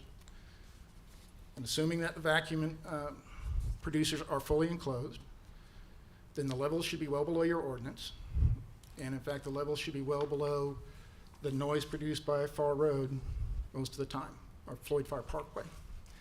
And I apologize for that misspelling. It's my Uncle Floyd coming through.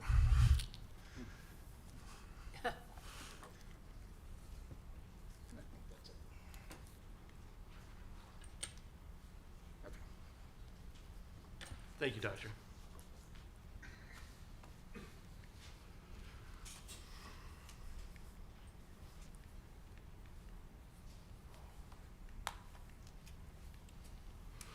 Next, we heard concerns about lighting. Your ordinance requires a specific kind of lighting, which I'll get to in a minute. But Foamworks generally self-imposes that lighting, again, out of brand recognition and just being a high caliber operator. On the right and the left is what you don't want. Unshielded, not night friendly light. You go all the way to the right is what your ordinance requires, what Foamworks employs. Night sky friendly with shielded downward lights. So what does your ordinance require? Shoebox style cutoff light fixtures, light that is not directed off site, and light that is shielded from direct off-site viewing. And all outdoor light fixtures should be fully shielded with light angle cutoffs so as to eliminate uplighting, spill lighting, and glare. What does that mean? Well, in a nutshell, that means that concerns that we may hear about lighting are already prohibited by your ordinance.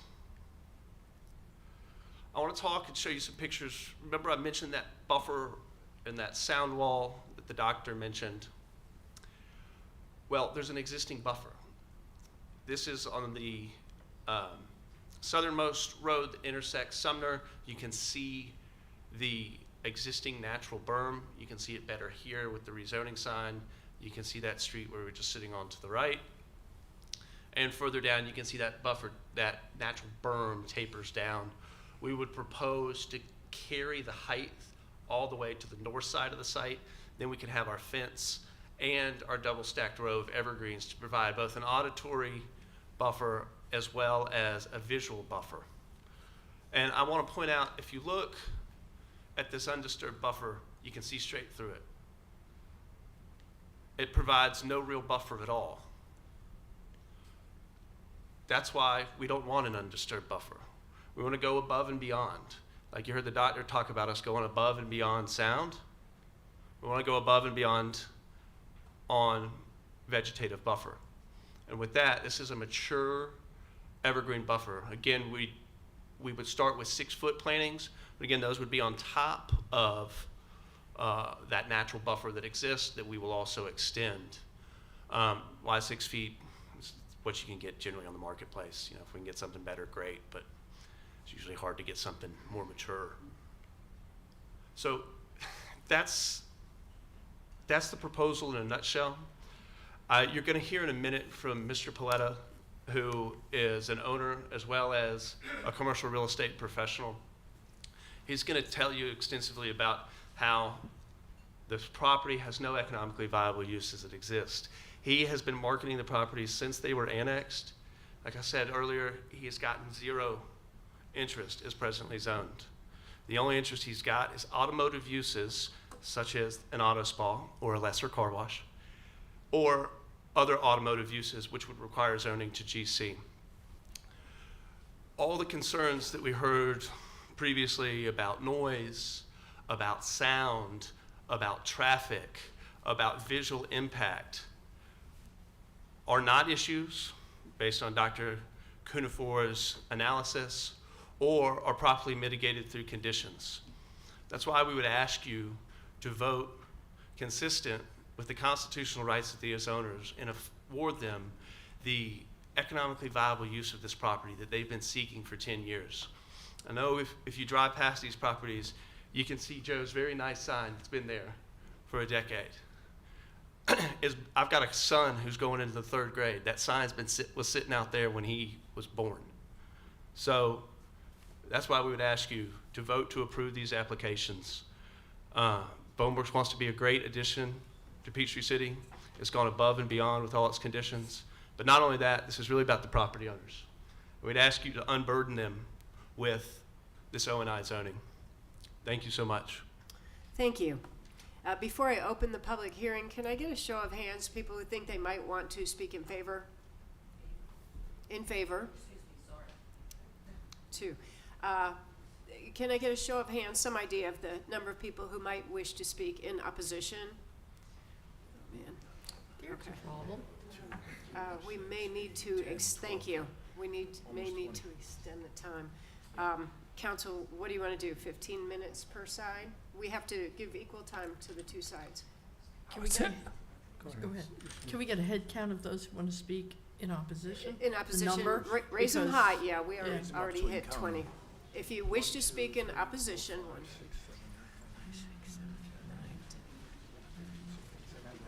19. Counted 20. Yeah, 19. 20. Council, what do you want to do? Madam Mayor, I think we ought to give a little You're extension not on, to the Clint. time. You're not on, Clint. It is on? Okay.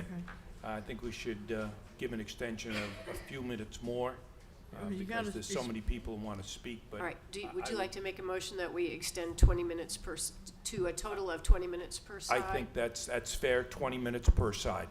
Second. I have a motion and a second. All in favor, say aye. Aye. All opposed? Motion carries. At this time, I'll open the public hearing. I'd like to invite anybody who wishes to speak in favor to take the microphone. We have 20 minutes per side.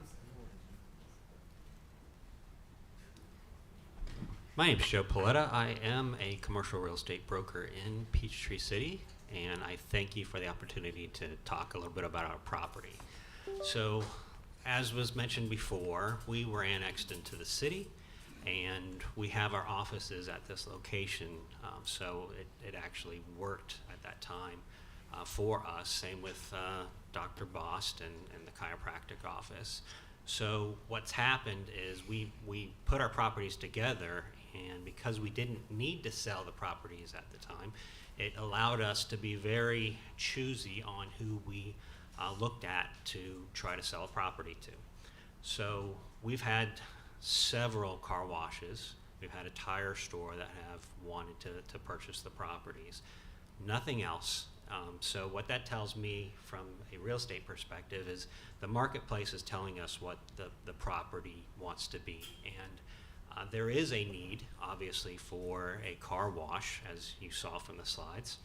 So what we have done is we have dove deeper into, are these going to be good neighbors? Do we want to enter into a sales contract with somebody that's going to improve the property the right way, that's going to bring value to the community, to fulfill a need? And if you dig deep into this, you'll find with Chad being involved with this, that he and his family have developed a lot of Peachtree City. They are the ones who have built the houses just down the road, on Sumner Road, the new development there. They've been in this marketplace. They do quality work. They are well known. They are local people. And when you look at the background of this company and you see the presentation that they're doing and the people that they're consulting with and the people that they're bringing in, they are going to be a great neighbor, and they're going to be the best option for this. So for us, the O&I after COVID really has brought our property to have zero value. So O&I just, I saw your slides about how you want to have step downs or whatever. Some of the information that you guys have up there, the colors are not right. You guys already have a general commercial in the same triangle that we have. You have 2 properties that front 74 and go all the way to Sumner Road that are already red, but they don't show part of that on some of the slides that you have. If you pull up the actual county data, it's a little different than what you guys have. So I'm just asking that you consider the situation.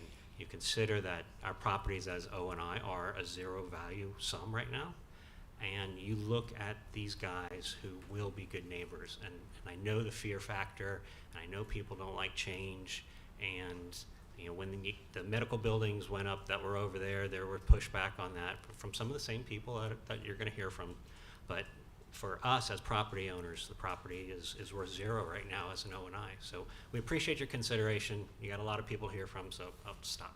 Thank you. Thank you. Anybody else wish to speak in favor?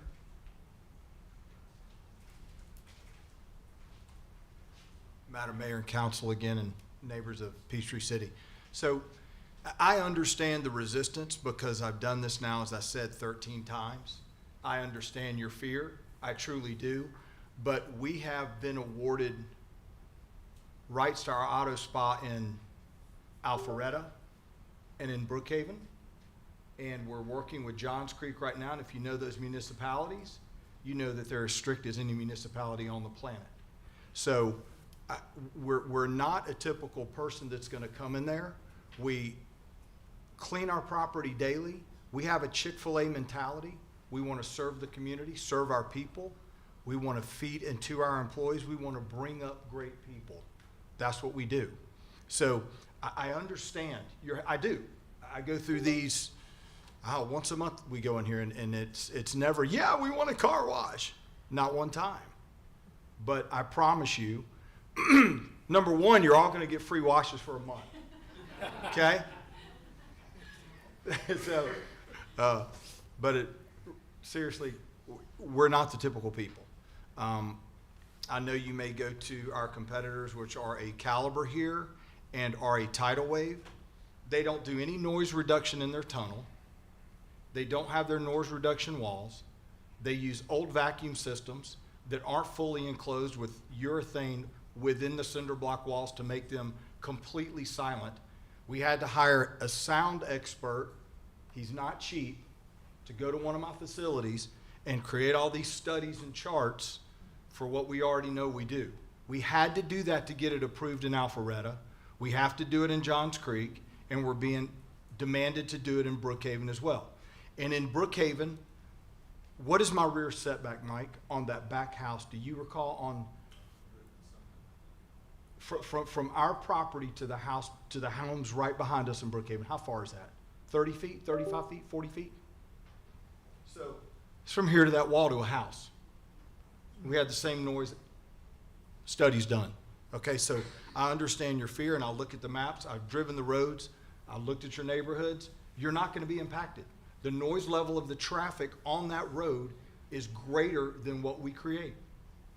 So that's all I got. Thank you. Thank you. Is there anyone else who wishes to speak in favor? Madam Mayor, Council, gosh, sitting in every meeting, I say the same thing. I'm glad you're sitting there, and I no longer do it for the 16 years that I did it, especially in an evening like tonight, where obviously a lot of people have a lot of divergent opinions. I just want to say this. Excuse me, could you tell us My name your- is Mike Bodker. Sorry. I reside in Johns Creek, Georgia. Don't hold that against me.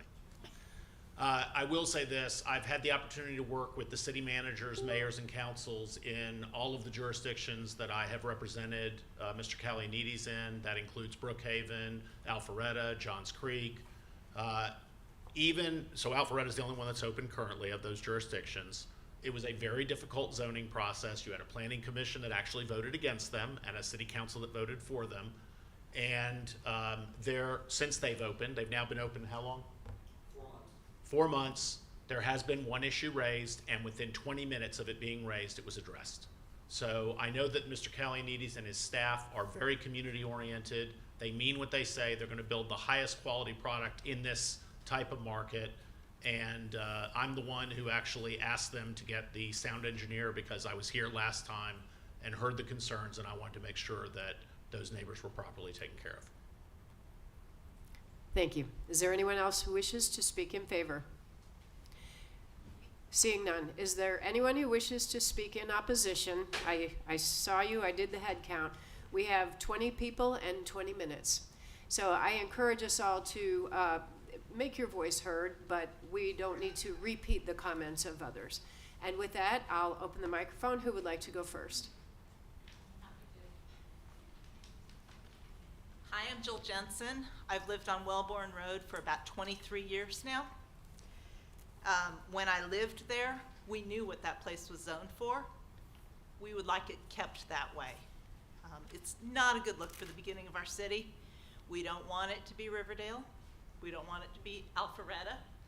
We don't want it to be Johns Creek. This is the 4th or 5th time this request has been to City Council. It's been denied for good reasons. Let's remember that. Noise and traffic, not okay. Regardless of what he says, I don't think he accounted for the daily pressure washing all day long that they talked about last time. If you think about it, go back and look at zoning code 1006 for general commercial. It talks about a 75-foot buffer. 25-foot is OI, not GC. It also talks about a fence height of no more than 4 feet if you're abutting a public road, which it will be. Are we the Great Wall of Berlin? 10 feet? I mean, that's ridiculous. And I'm sorry, if it looks like a duck and it walks like a duck, it's a duck, or a car wash. Excuse me. We have over 15 car washes in the city. Don't blame COVID for a bad business decision. That only happened a few years ago. This has been on the market for 10. Like I said, I've lived there for over 20. And I will leave the rest for my neighbor John. Thank you. Next, please. Go ahead. I'll be John. Name, please. Hello, my name is John Pitstick. I live on 103 Wellborn. Thank you, Mayor. Thank you, Council. So our property was within 200 feet of this proposed car wash. I'm here because the proposal, if approved, would significantly affect our property value and quality of life. I want to make a point about traffic. They're saying that traffic is not going to be impacted or there won't be extra traffic on Sumner. If you know this intersection, there's just no way for that to be possible. They only have one way to exit for westbound, right? So where is everybody going to go that's going eastbound? They're either going to have to cross multiple lanes of traffic where the speed limit is 55 miles an hour to get over and do a quick U-turn, right? Or what are they going to do? They're going to stay in the right lane and they're going to go down Sumner and double back towards Fayette.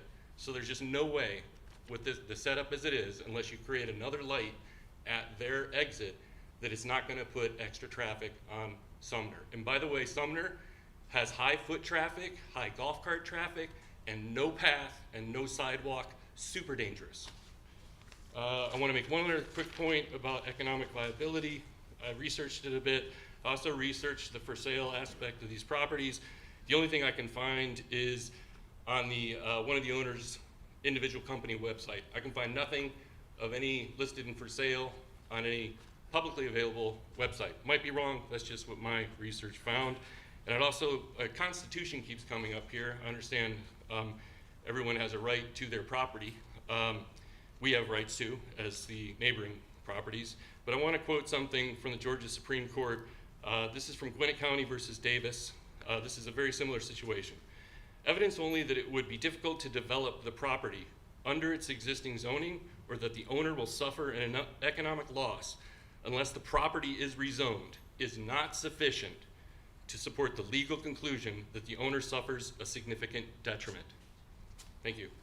Thank you. Next.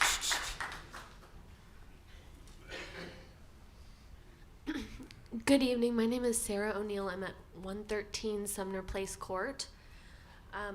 To just real quick go add something that the previous man just was talking about with traffic is, you know, there's just one way to go on 54 to get in, to turn into where they're proposing this auto spa. And my other concern is that it backs up traffic onto 54 because, you know, there is a line to get into a tunnel when there's a busy, busy times of day. And I do know that the city council did say last time that this was brought up, that they were worried about how this triangle shape, like there just wasn't enough space for a car wash. So I do think that it would back up traffic onto 54 quite easily during those busy times. I do want to bring up real quick, why doesn't the city think about purchasing this land and creating that golf cart path that, I mean, everybody in that community, that whole half of Smoke Rise is a huge community. They all go that way to get to McIntosh. I've got 2 babies, and where there's no golf cart path, there's no sidewalk. Hundreds of people walk their dogs and go for walks and jogs on Sumner every day. So that might be something that the city could purchase, but that just goes off of my final comment, which is maybe the owners need to be a little bit more creative, think outside of the box. Maybe adjust their price. Like there's different things that they can do. I disagree that it only has a viability with the auto industry, or it has to be GC. I just think that they could be more creative. Another thought was what would this do to water pressure in our homes? Because that auto spas or car washes take off a lot of water. And then finally, this just is a huge concern about property value. Thank you. Thank you. Next. Good evening. I'm Bill Gibson. I live in Smoke Rise Estates. I developed Smoke Rise Estates. I built Sumner Road from EMC to Smoke Rise Point and built Smoke Rise Point. I did not build this section of this road. My concern is when this road was done back in the 90s, and the contractor that built this section of road did not clear those roads to the right-of-ways as I did on the other streets. So you got big pine trees sitting there 6 feet off the ground, 1 foot off the road. So in a matter of a few more years, they have not made it clear if they're going to level this 6-foot berm. They're calling it a berm, but they didn't show the picture further up towards 54 where it's 6 foot high. Now, are they going to go in and shave it down to the curb and go back 25 feet and then put a 10-foot high wall at that level? Or are they going to put it on top of a 6-foot berm and then go 10 feet? Then you're 16 feet up in the air. It's going to be an ugly eyesore. So first of all, you've got that. On their drawings, they're not showing an XL or a decel lane coming into this property. So you're going to have people backing up on 54 to try to turn in there. The DOT may require them to put that in, but it's not in their drawings. So my concern is the road. I'm not concerned about the noise. I'm concerned about the aesthetics. I moved away from Smoke Rise and I moved back. So I pass this thing every day. And I know all these people are concerned. I mean, you've got to have a line of filtering from general zoning down to residential. Everything on the other side of 54 from Sumner Road over is residential. And, kudos to Floyd. They've done a great job down there at Smoke Rise. They've done a great job. Their landscaping's great. But when you get up to this one section on these 2 properties, that road was never cut back. I don't know why. And if you drive down it, all the trees are growing roots under the asphalt. That's going to have to be addressed. So it's not been clear what they're going to do with these berms, with the trees. They're talking about doing evergreen trees up and down that side. But they haven't said, are we going to strip it down to the curb and then it will be bare? But you can't leave it the way it is, because in a few more years, these trees are going to be falling into that street. It was never done right to begin with. And like I said, I built Sumner Road for the city, and Smoke Rise Point for the city. And back in the 90s, because I did this 30 years ago, back in the 90s, there was some teenagers from McIntosh. They went off the road when it was a single dirt lane road, hit a tree, and it was the fire marshal's son was the one that burned alive in that car. And that's for having trees right up to the road. And this is no different. So it needs to be shaved back. But you put a 10-foot wall on a 6-foot berm, that's an eyesore. I don't care. So I'm against it for the aesthetics, for the safety, And for the, like I said, there's no in and out lane on 54, and you can't have people slowing down, turning in there to go to a car wash. They have office buildings there now that very little traffic's gonna go in on. You put a car wash there, you're gonna have a lot of people hitting the brakes trying to turn in a driveway instead of a decel lane. So that's my 2 cents on it. Thank you. Next. Hi, I'm Seal Eifert. I've lived here since 1998 when I retired from the Air Force. And one word that I have not heard used about this is legacy. Legacy. What happens if this car wash goes out of, auto spa, goes out of business? There have been 2 car washes within a 10-minute drive, one in on Crosstown, one up in Tyrone, that have gone out of business. What happens if this goes out of business? It's already zoned general commercial if you approve this, and then what's going to go there? So that's a legacy you need to think about. And then the other legacy is your own. Do you really want to be associated with putting a car wash where so many people don't want it? Thank you. Next.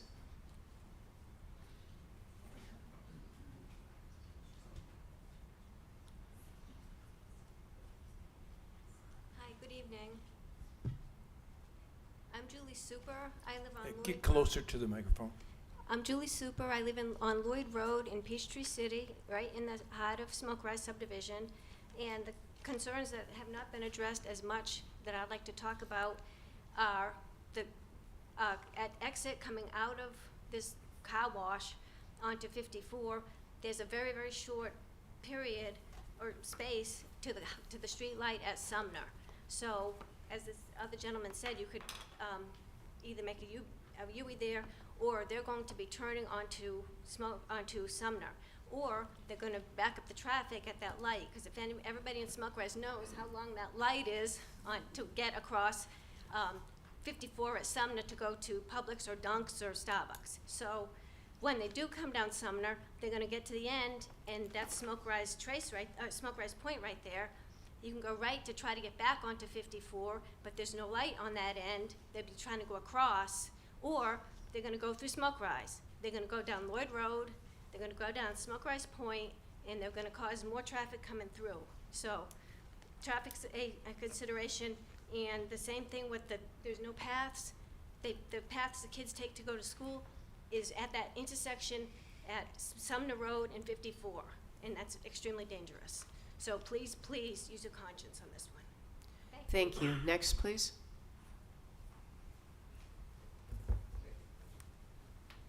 Hi, I'm Mel Salzman. I live at 105 Sumner Place Court. I've been there 18 years. That entire road, when I moved in, was green. That all became developed. Started with a foot and ankle doctor who was very, very nice about the beauty of his building. And unfortunately, we don't have to look at it. There are no homes absolutely right opposite it, except for one large piece of property. But the aesthetics of what's happening, we have that whole street been developed with no improvement of the street itself, which is where every kid that ever learned how to ride a golf cart goes down that street to a blind turn at the very end where they have to match up to the cart path. So if we're adding more cars coming down Sumner Road, which we're going to, because people are not going to want to make a left turn out of this car park because there's no place to go. They're going to make a right turn, try and make a U-turn somewhere in our development. I can't believe that we're going to allow more cars on those roads. Thank you. Next, please. Hi, my name's Freda Lyles. I live on 103 Sumner Place Court. 4 years ago, we bought our home. At that time, we knew that that property was zoned for O&I, not GC. And part of buying that property, we wanted to put a swimming pool in. Well, we did that. We spent hundreds of thousands of dollars on that swimming pool because we knew we could enjoy that backyard. That's what we wanted to do. And everybody's talked about the traffic. It is true. You guys need to drive that road. It's 55 until you get past that that light. It goes down to 50. people fly there. They don't go 55, trust me. They go 60, 65. Because you have to be very careful when you pull out there to take a right on that stoplight. And with the car wash and everything, people trying to go over 2 or 3 lanes, you're gonna create accidents. People are gonna die. There's no other way to say it. Because people fly, they're trying to get over 2 lanes of traffic, not gonna work. Then they're gonna go down Sumner. I don't think I have to belabor that anymore. Everybody's talked about it. The one thing I just don't understand, I understand they have a right to bring this up every 6 months, but we keep talking about the same things over and over and over again. At what point does this stop when they become more creative and trying to find somebody to buy their property or do something different with that property as far as building a better office building and stuff like that? Because if you ever saw their buildings, it's no wonder nobody wants to buy it. I mean, they're just not very good. I don't mean to be disrespectful, but it is true. Thank you. Thank you. Next, please. My name is Roger Adams. I live in Smoke Rise on Lloyd Road. Ladies and gentlemen, the issue that hasn't been addressed to some degree is the safety and the possible death of children that live in this community. I've lived in a place where things needed to be changed regarding traffic rules and lights. It took a child being killed in this place I lived before to finally get something done. So I think one of the most important, the traffic, everything that's been said is true. I've been here 23 years, live on Lloyd Road, and everything that's been said about traffic and what's likely to happen is pretty sure is going to happen. But the issue with me is, and I don't have any children. I'm almost 80 years old, so I've got grandchildren, but I don't have any children. To me, the issue is the children going on the golf carts back and forth to school, walking the dogs. The issue is the pets. Some of these people have pets that could get killed. I'm not a pet owner, but I respect people who are. So the children and the pets, to me, is the biggest issue. The traffic's an issue, yes, but this to me is a bigger issue. You're talking about life or death in some cases. Thank you. Next, please. My name is Yaya Holmes. I live in 101 Sumner Place Court, which is directly across with the street from the proposed car wash wants to be. When we buy a property, we find our forever home. We have 3 boys. I have like Frida. We have an amazing backyard. One of my older one is gonna go to McIntosh, taking that road over there. My youngest one has autism. I have actually 2 of my boys are on the spectrum, but the youngest one is really severe. Even when they go cut the lawn, the landscaping over there, we have to put those headphones. I live right, it's my first house. I mean, we find a forever home. We don't want to move. So I just please, for you guys, consider that will impact our quality of life a lot. If, and like other people say, the safety, the values of our homes. I mean, we don't want that. Thank you. Thank you. Next, please.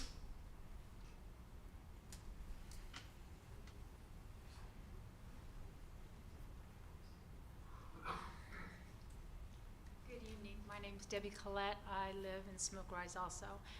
First of all, I want to tell these gentlemen, you guys did a great presentation. I would use your car wash if it wasn't in my neighborhood.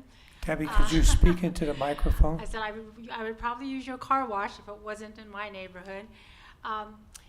Traffic, they mentioned that we have 3 car washes, okay? We've got 2, one near Sam's Club, one off Huddleston, and one on 74.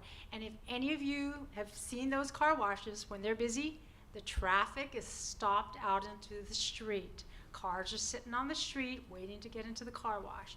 So again, that intersection is extremely dangerous. If you've tried to go into Ace Hardware, my husband and I are always like, there's going to be an accident, there's going to be an accident, because people are going so fast. But I wanted to let you know, 3 months ago, I requested that they do a study in our neighborhood because of the traffic. And they've added a stop sign, a 4-way intersection, because there's so much traffic and there are kids school buses, kids riding golf carts, and the gentleman that was putting up the stop sign said he was shocked that there wasn't a major accident in the hour that he was standing there. You add that car wash, people on Kidron side, people on the other side, they're not going to go to Sam's Club. They're not going to go to 74. They're not going to go to Huddleston. They're going to go to their car wash. And they're going to cut right through our neighborhood. So the accidents are going to increase. Because that's what they're going to do. Hey, if I want to go to Kroger, I go through our neighborhood. People want to go to Publix, they go through our neighborhood. That car wash is going to attract a lot of great customers, but it's going to really hurt our neighborhood. It's going to make it unsafe for the kids. Thank you. Thank you. Next, please.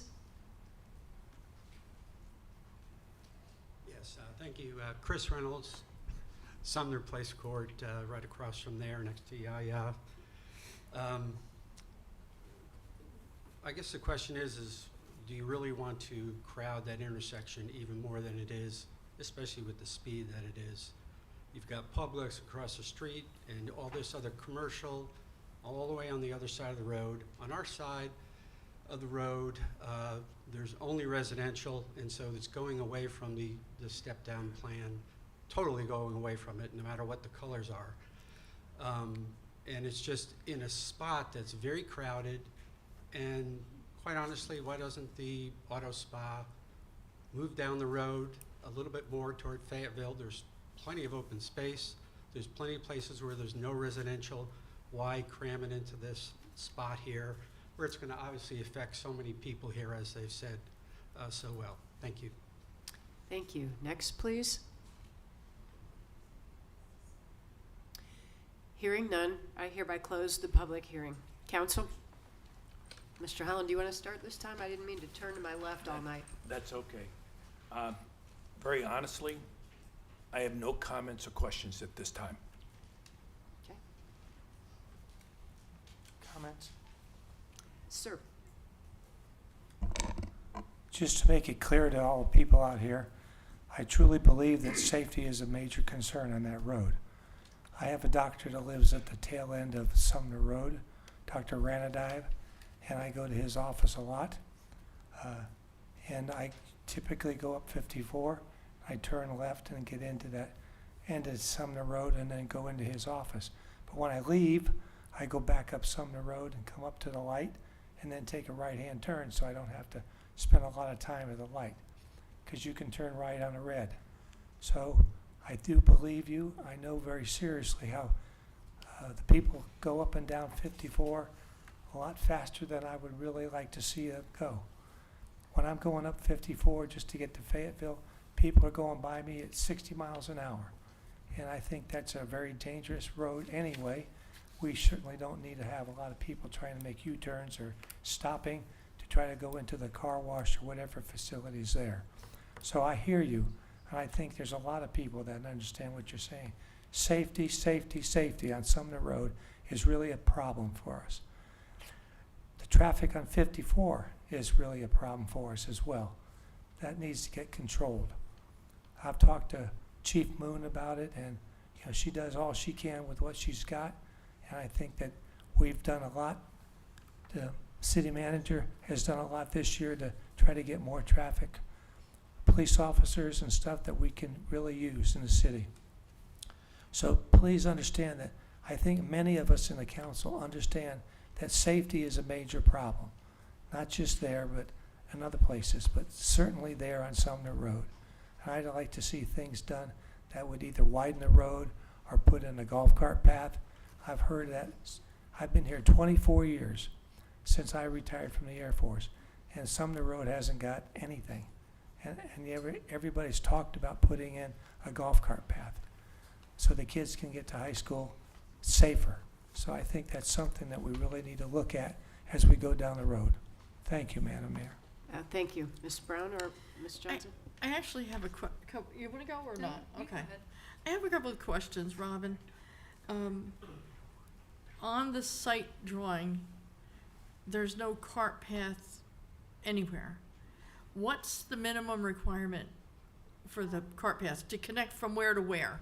So there is a cart path planned in the master plan for a cart path, and their previous zoning said that when this lot developed or redeveloped, they would be required to put that cart path in, and our ordinance actually already requires it if it's in the plan. So they would need to accommodate a cart path on this property. And that would be where the tree line is on this?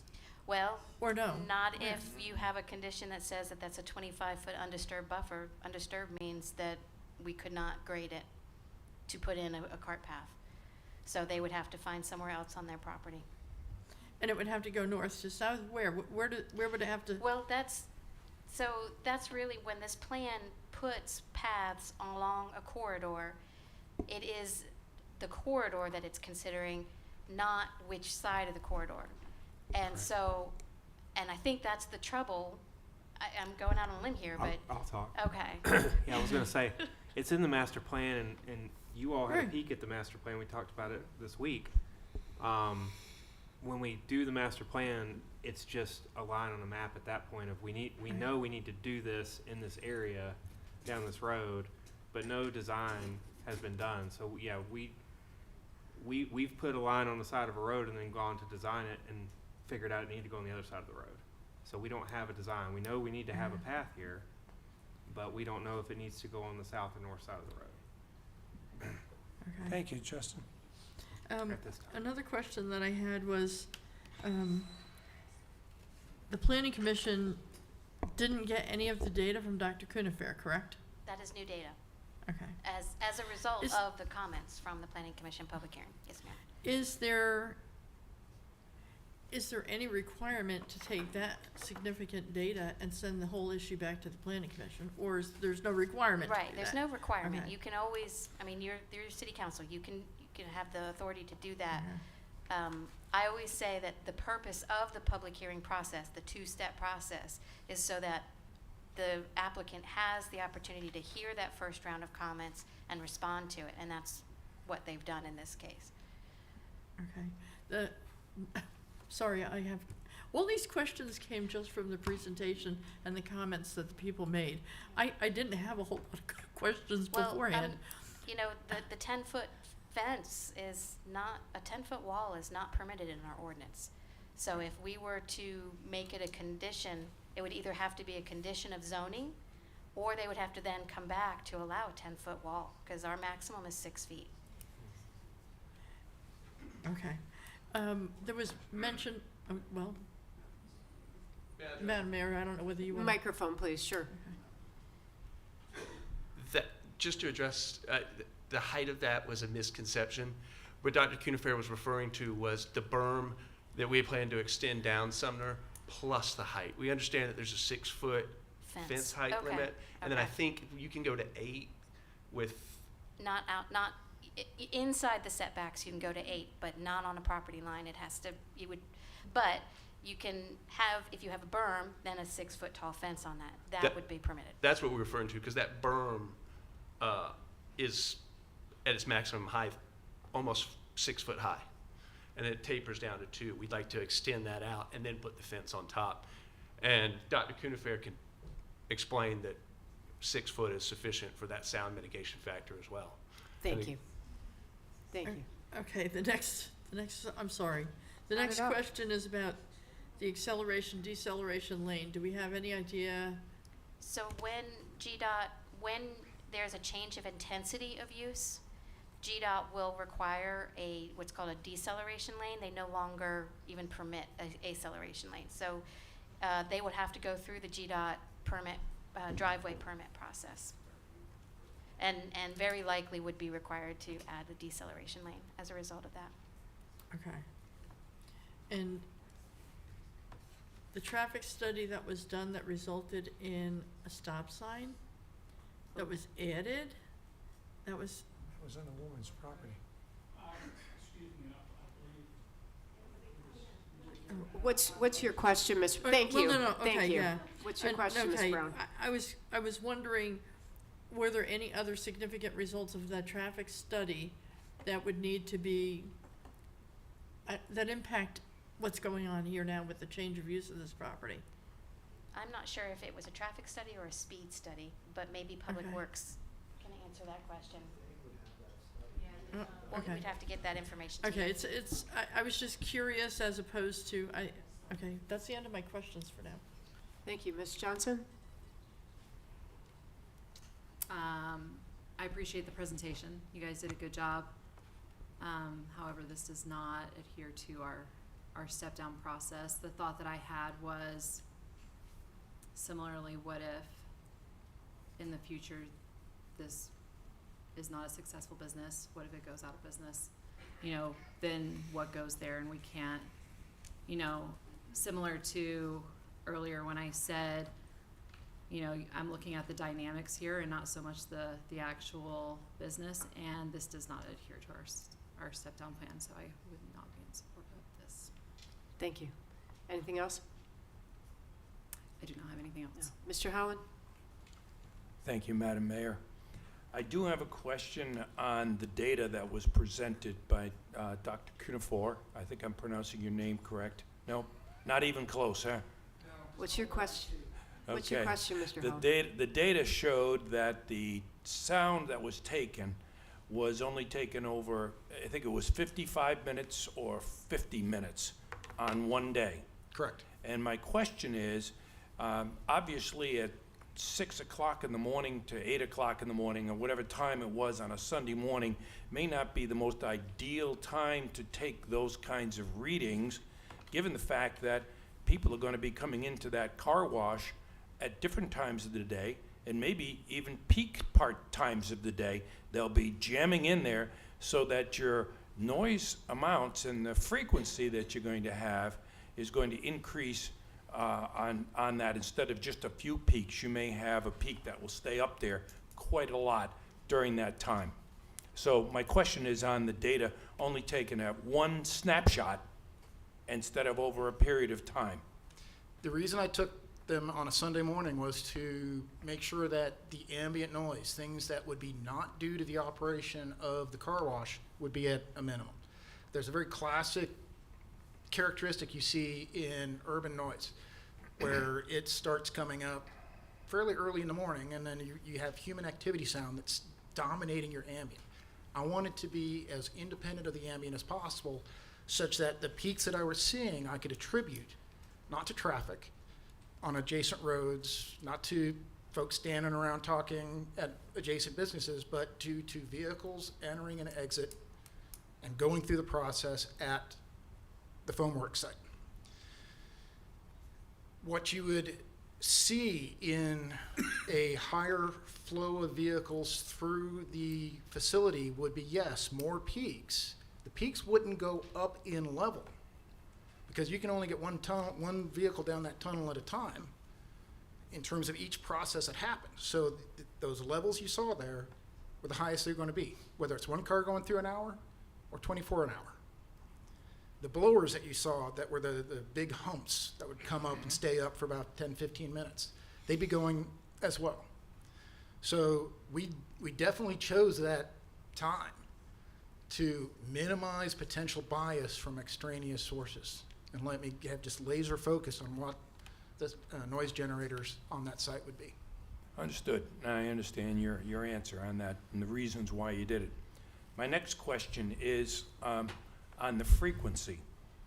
Noise is obviously on a frequency scale, and there are certain studies that have shown that frequencies at whatever megahertz it is, or millihertz or whatever, is it's more harmful to the ears and it's more annoying to the people than another frequency. And there was no discussion of that here. That was point number one.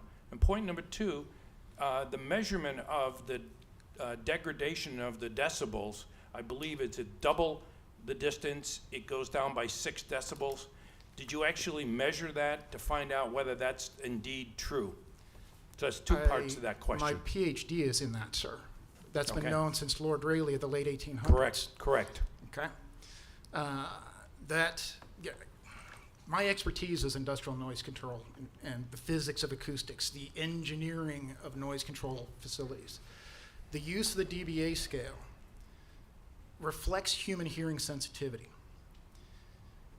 So that by itself assessed human impact sound pressure is sound pressure. We apply these filters to it to get different frequency weightings. dBA is what we use and whenever the human is involved. If we're talking about a sound that can rattle a window, we'll use straight dB because that's pressure causing that. It's not human impact. I am sensitive to the presence or absence of tones within the range of human hearing. Why? Because tones are a known significant factor in noise annoyance. Had the vacuum producers not been enclosed, I probably would have measured tones, would have been able to have detected tones. We detected no tones. Did you measure them or just didn't detect them?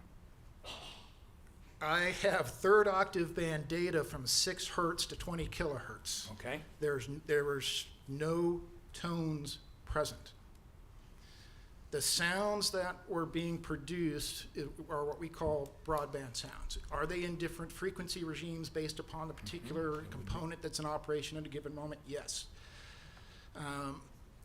The blowers themselves have a lower frequency spectral content, but not tonal. It's more of a rumble.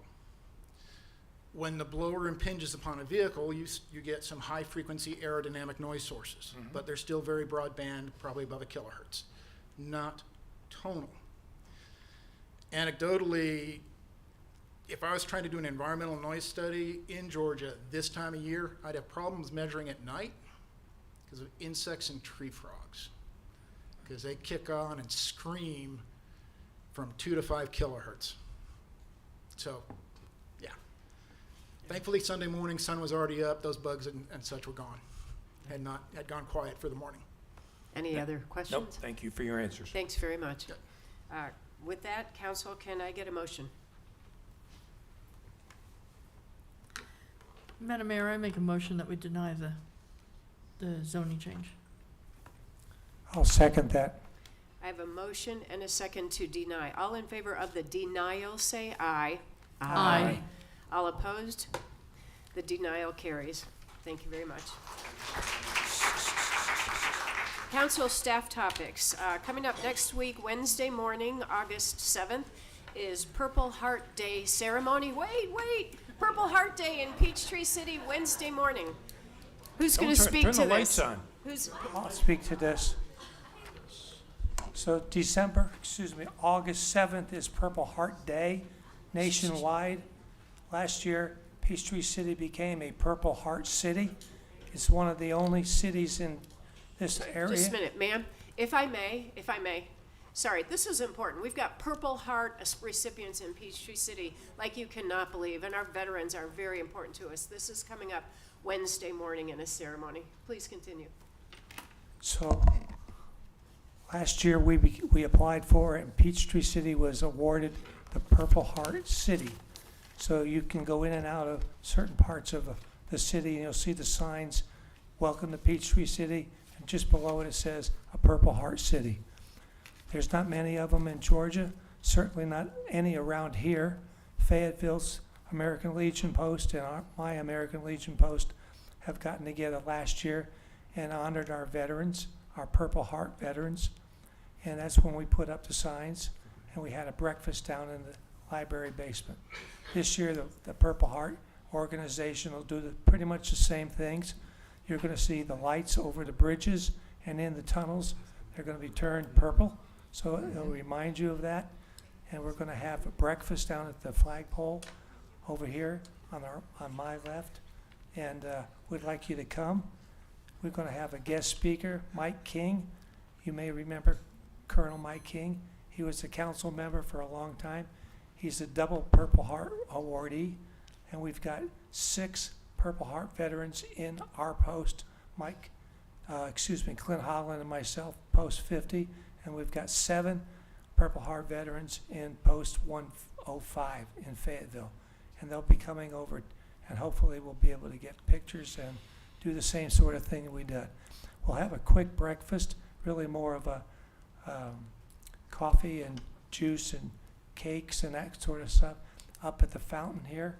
So right after the ceremony, hang around and enjoy the time with the veterans. Thank you. Thanks very much. On August 10th, Saturday afternoon, we'll have Back to School Bash at Glenlock. And on August 24th, we have a shredding event coming up. Council, anything else? Can I just piggyback on what Frank just said about the Purple Heart Day? In many of my door knocking activities, I've come across a few people who have Purple Heart stickers on their cars, but they don't show up at this event. If you know anybody who's a Purple Heart recipient, please tell them to get in touch with the American Legion, because they really should be honored. And if you know that they're out there, please guide them to us so that we can put them in the light that they deserve. Amen. All right. Amen. Anybody else? Yeah, I have just one comment. You all know that I've heard it already tonight once, but I'm just going to restate it. The 5th of August starts school, so please, please, please, for the sake of our children, slow down. When you see those buses, slow down. All right, Mr. Strickland? Nothing. All right, do we have executive session? Yes. One Mayor. last statement. We'll have a flyover. The Yes. American Legion contacted the RV flyers here in Peachtree City, and they're going to do a flyover for us. Thank you. Executive session? Yes, personnel and pending or threatened litigation Can I get a motion? So moved to go to executive session for those topics. for those, whatever comments. Personnel and pending or threatened litigation. Personnel and threatened Pending. legislation. Litigation. Litigation. It's been a long one. Second. I have a motion and a second. All in favor say aye. Aye. All opposed? We are in